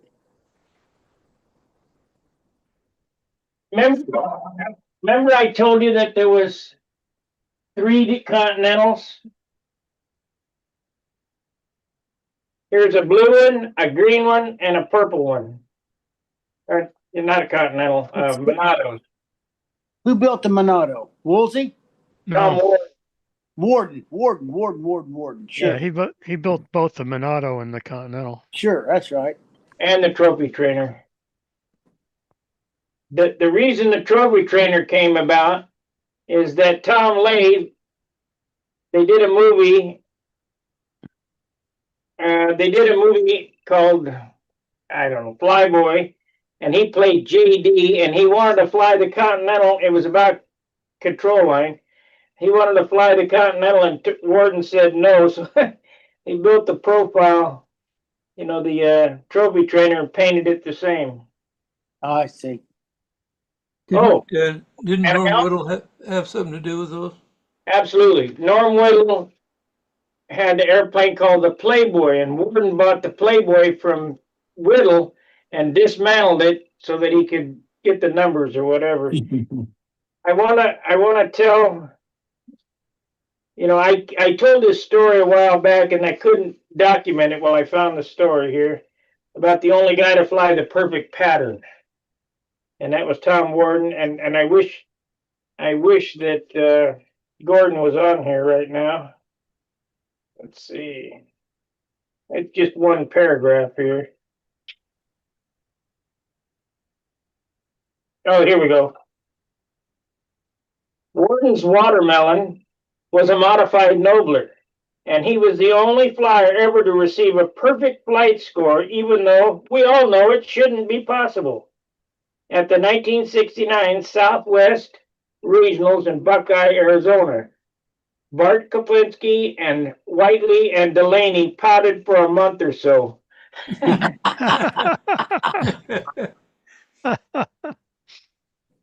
It's a Tom Continental was on the cover of Model Airplane News in 1971. Several years after it was built. The Continental is the same design as the Monado, but it has a D2 wing for easier construction. The Continental and the Monado had identical areas and specs. Monado was on the cover of Model Airplane News in August of '69. Warden copied Aerobatic Pilot Art Shell's paint scheme for the Trophy Trainer and the Continental. This was hard to dig up. Oh, here's Tom Warden built the profile Trophy Trainer for a 1970 USC movie with Tom Lay starred in. Tom Lay was JD and the president of a model airplane club in a movie titled Flight Streak. Warden built and painted the Trophy Trainer exactly the same as the Continental because he wouldn't loan out the Continental for the flying scenes in the movie. Tom Warden's Bart Koplinski designed Tempest, which Tom flew at the 71 and 72 Nats, where he left out, it was either inverted flight or a loop or something, and still came in third place. Let's see, let's see. Warden Care, myself declared Whittier Narrows. There was a paragraph about that in here, but I don't remember where it was. And it mentions Billy Warwich in here. But these Futuras, I built, he came back to them in the 90s, but I built them in the 70s. He was our testers rep, Pactra rep. and he would supply me with wood in exchange for I would build him an airplane. And I built several of these Futuras, the original ones in the 70s. This one here is from the 90s. These two little jabberdoos right there. Yeah. Good looking little airplane. Are you going to paint the Monado like the original with the 14 different shades or whatever? Yeah, but I'm going to do the green one. I'm not going to do the I don't like the purple one. I always thought the green one was the prettiest. I don't think I ever saw the green one. I saw the purple one, though. Yeah. Gordon built the green and purple Monados at the same time, of which he had 1,000 hours of labor in each one. He sold the green one to Bill Bradford in Northern California, and it was eventually crashed. Let's see. Gordon's first blue Monado, it was sold back to our flying buddy George Phillips, who was a bass guitarist and clarinet sax player for Bo Diddley and Elvis Presley. George's wife accidentally closed the garage door on it. At least she said it was an accident. Who played for Bo Diddley? What's that? Who played for Bo Diddley? It says right here, Warren, let's see. George Phillips, who was a bass guitarist, clarinet, and sax player for Bo Diddley and Elvis Presley.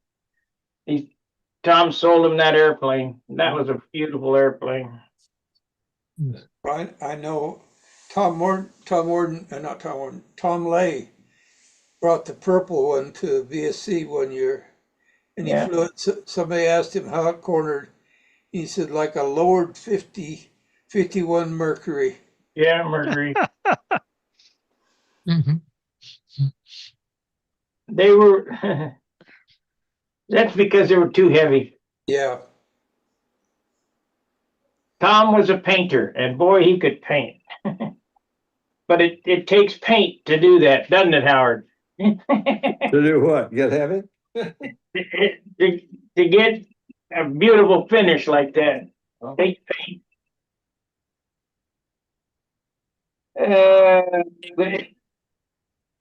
This was the airplane that started me in this hobby. I mean, I just love the looks of these airplanes. Well, you kind of flew with those guys, didn't you? Yeah. Yeah. I was further northeast where you guys were, so I never got to get over and fly with you guys. If you look at this airplane in this picture, this is the original Continental, which Mark has where he could measure the thing. The nose on this airplane is an inch longer than the plans. That's another reason why it flew like a lowered 49 Merc. Ah. It had like an 11-inch nose because Tom was worried about being tail heavy. Okay. So in the model airplane news that I have over there, it has a plan set from then that's an inch shorter than this with an extension.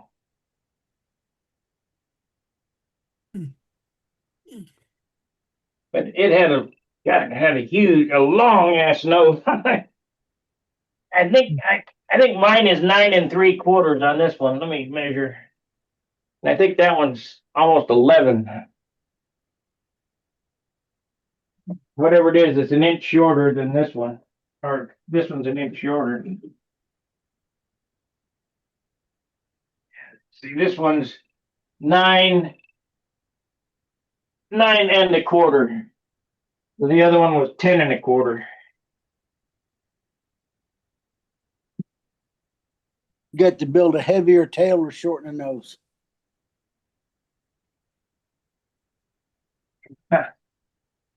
Tom's airplane's pretty heavy.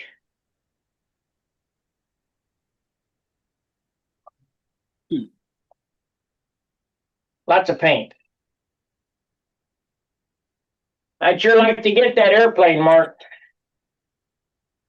Yeah, next time I see Gary, which could be a while, I'll have to feel him out on his desires whether he'd be willing to get it to you before he passes away. I'll repair it and we'll do some, display it somewhere. I would not fly it.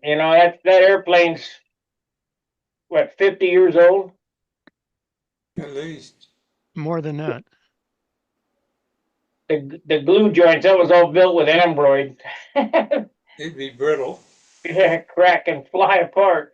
Well, the last time I saw it, which probably 6 months ago, was the fabric was tearing in the wings and starting to peel off. Right. That's all Aerogloss.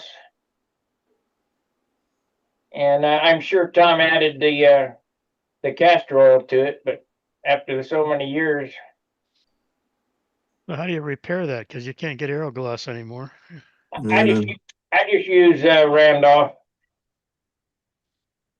You that's put compatible. Randolph over Aerogloss. Yeah, you can't put Aerogloss over anything. Nope. You can't put Aerogloss over powder coat. I'm not kidding. If you were to take that can of Aerogloss I got Aerogloss clear, and pour it on somebody's car, it'll wrinkle the paint just like wrinkle paint. It Must have acetone in it. No, got MEK. MEK. Acetone's not hot enough to cut it. Pretty good, pretty strong shit. Pretty strong. That's tough stuff right there. Anytime that the chemicals are bad enough to peel the paint off, they're good. It's gonna work. If it's biodegradable, non-toxic, non-hazardous, it don't work. Garbage.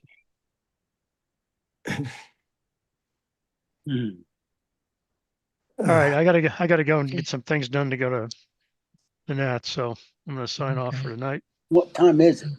Good See night. you guys later. Night. Good night. It's Good about night, 10:21. I got 8:21. Yeah. Yeah, you're in Utah. Oh, yeah, that's right. 7:21 here. 7:21. You guys ought to come out here. You get more time. You still be flying out there, probably. Well, Not really.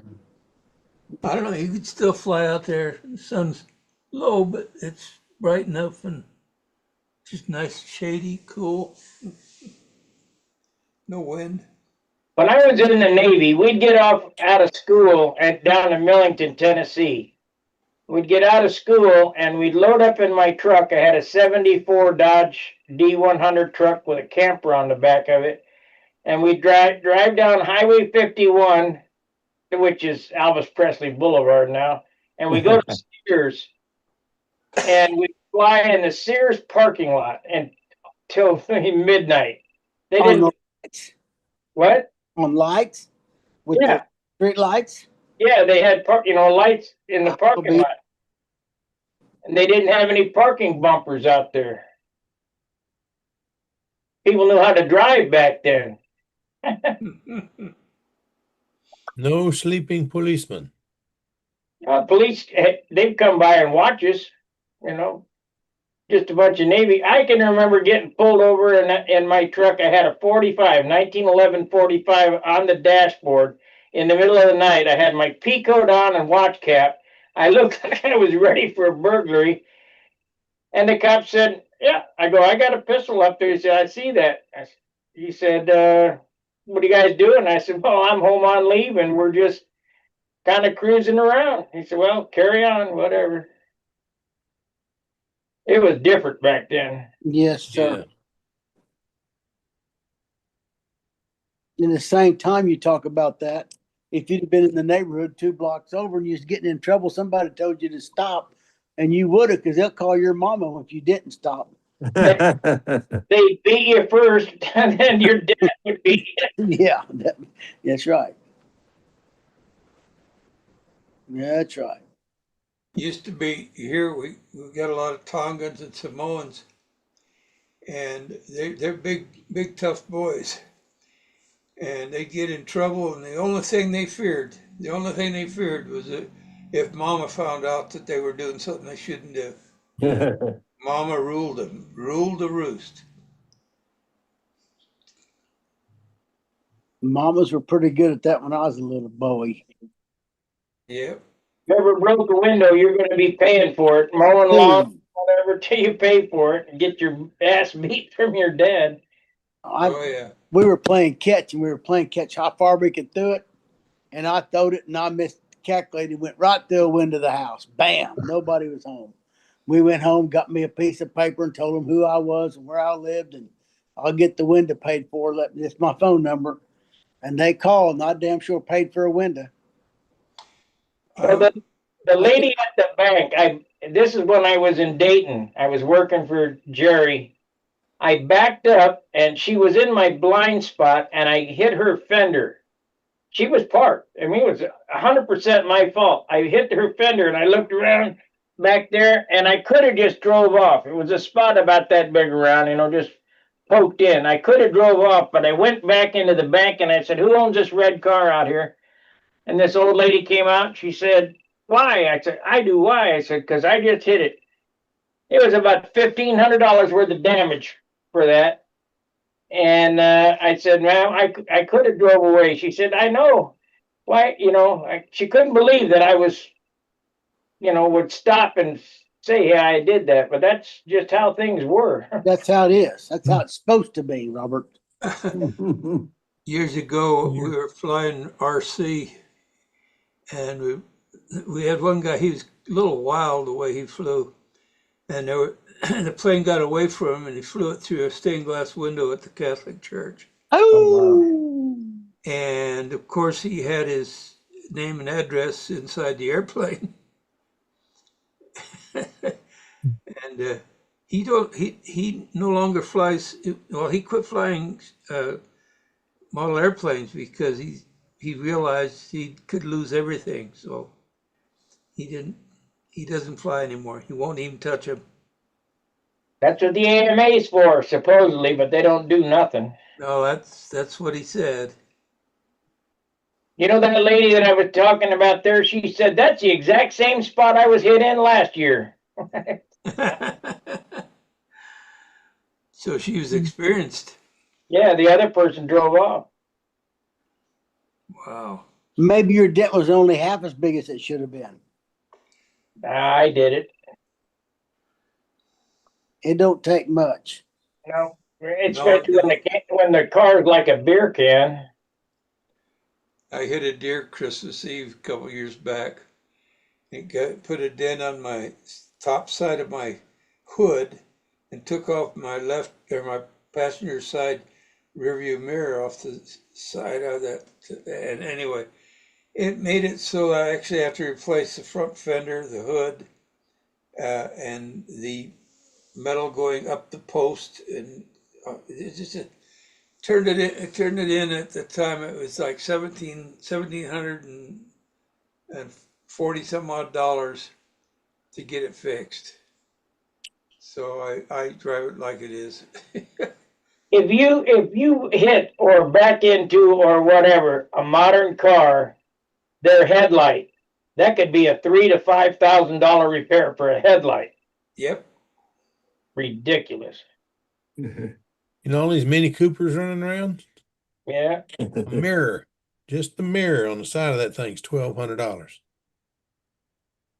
Wow. I go to the junkyard and get one. That's what I do. But I worked when I first retired. I worked for Modern Chevy for 3 years, delivering parts. And one of the things we handled was Mini Cooper parts. And I take those out to the dealership and had one. I'd usually just walk in and they sign it and I leave. But this one was COD. They had to give me $1,250. And I said, "Can we open this? I want to see this." And we just popped it open. Sure enough, it was just a mirror section. Of course, it had wires coming out of it because all electronic. $1,250 for a driver's side mirror. Wow. I went from really loving the Mini Coopers to no, I like it, but I don't want one. Well, I can get a pair of headlights for my Saturn Vue for $125. The pair. All set, ready to go. Lights, lens, both sides. I wonder if they're cheaper now. I get them off of eBay. I mean, they're from China, but that's where they originally came from. Yeah, that's right. Well, Let's parts see. come from all over the world now. Check a BMW. No. I found out I owned one. I found out what BMW stands for. I no longer want one. Bunch of money wasted. That's what they stand for. I think that's what Mark drives. Well, if he has a new one and he keeps a new one, he'll probably be all right. But before that thing runs out of warranty, move it down the line. Because they will burn your hide. I had a 7 Series, and I'm telling you, they burnt me up. I had a Saab like that one time. Mm. I had a lot of Saab stories. Yeah. Yeah. It was fun to drive, but it was expensive to keep up. That's the way the Beamer was. Let's see how much these. I'm just going to polish them. Hey, they went down. They're $75 a pair. All right. 122 for one set, 117, but I get them for $75. Plus I get the yellow markers. For some reason, them things dull out quick. I mean, Yeah. Spray that sucker with clear automotive when you get it, and that'll stop that nonsense. They're not UV protected. yeah, probably right. Free delivery, 2 to 4 days. Just get you some toothpaste and a buffer and do the same thing, probably. That's exactly right. I'm going to take my buffer out there, and I got this headlight polish. What the hell happened to it? It's around here somewhere. And I'm going to buff them up, and you're probably right. I probably should spray some clear on it. That makes UV be better. They get so bad that, my dad had a 49 panel delivery truck. It had 6-volt system in it. And my dad would say, go out there and look and see if the headlights are on. Shit, you need a lighter or a match. They were pretty bad, Robert. That's pretty bad. 6-volt had one tail light. It was just a really dim red light in the back. It's funny. I had to get a flashlight to see if the light was on. It's terrible. Oh, that's funny. We had a 49 Lincoln Chief that was the same way. All them cars back then were 6-volt systems. Mm-hmm. The lights shine, but just barely. Well, the engine had to be revving, and it had to be running at operating speed. But when it's idling, it was like a candle. Terrible. You get more light out of a candle. What was the chemical they had in the early days? They had lanterns on their car. Some Kerosene. kind of no, it wasn't. Was it? I thought it was something to do with the coal or something. Well, there was a carbide one. Something. That's it, John. It's the same stuff they use in the Big Bang cannon. It creates methane gas of some sort. Acetylene. It creates acetylene. That's it.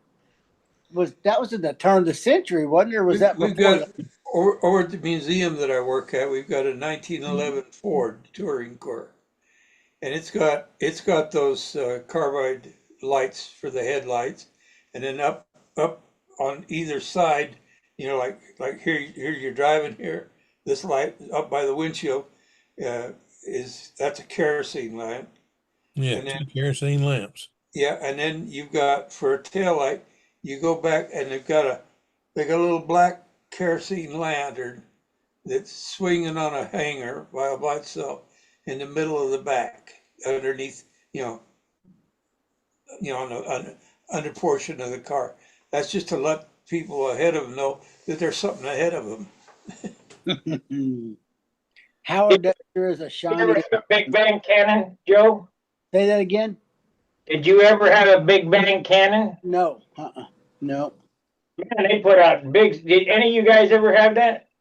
No, I heard them though. They put out a big sound, and those were for like ages 4 and up.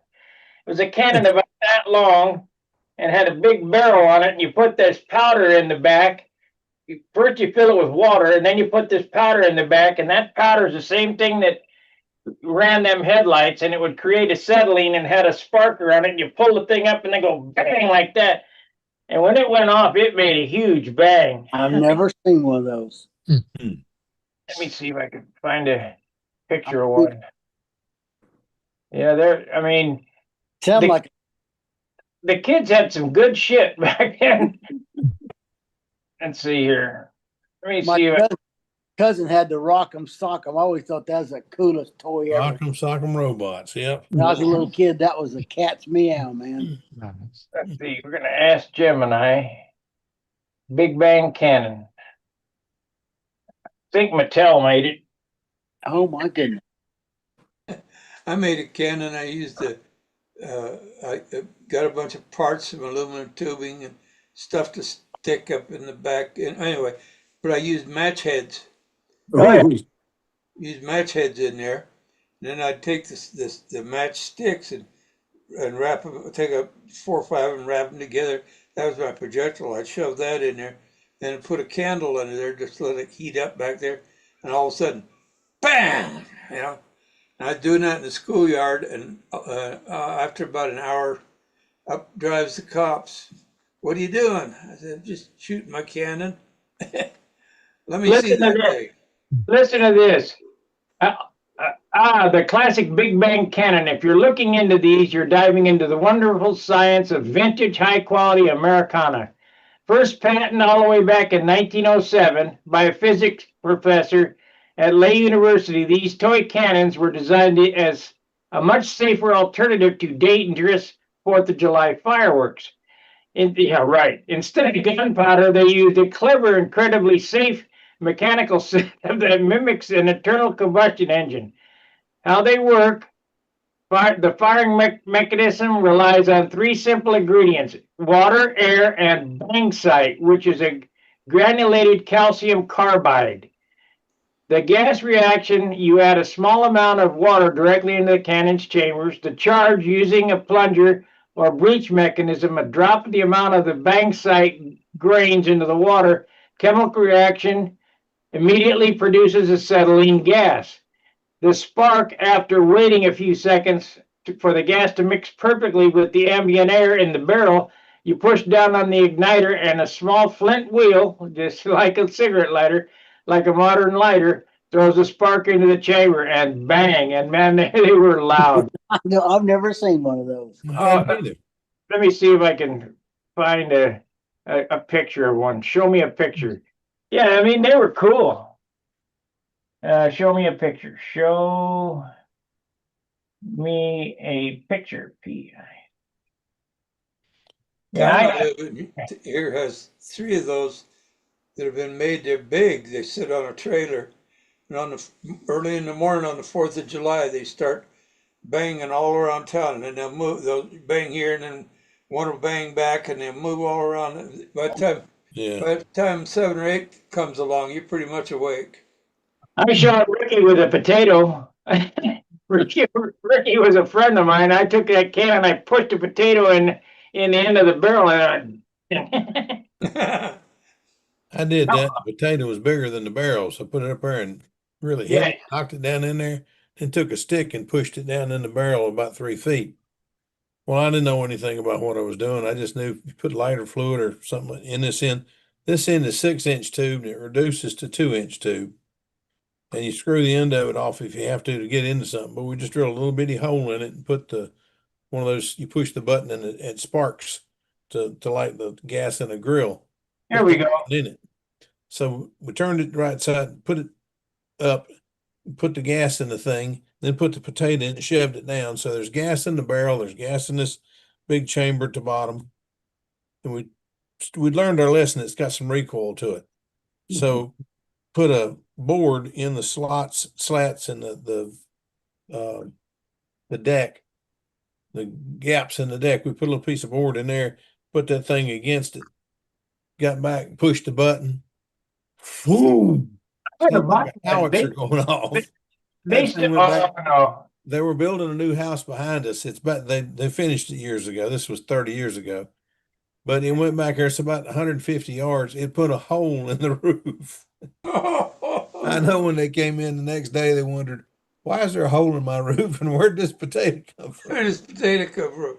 Believe it or not, they still sell this thing. You can get one, the 25-inch, 155 millimeter military, $200, and you can buy the blank sight for $17 a tube. Hmm. Man, that's cool. $20 a tube. That's cool. Yeah. I mean, I'll show you the I'll send you the link copy. We took that tater gun apart right quick. Let's Hit see here. pieces. Zoom. Oh, here we go. I mean, we had fun as kids, and now the kids. I mean, let's see. We want to They chat. don't know how to have fun now. They do it like this. Yeah. Want to chat? Okay. Paste. There's the link if you guys want to look and see what I'm talking about. Big Bang Cannon. Okay.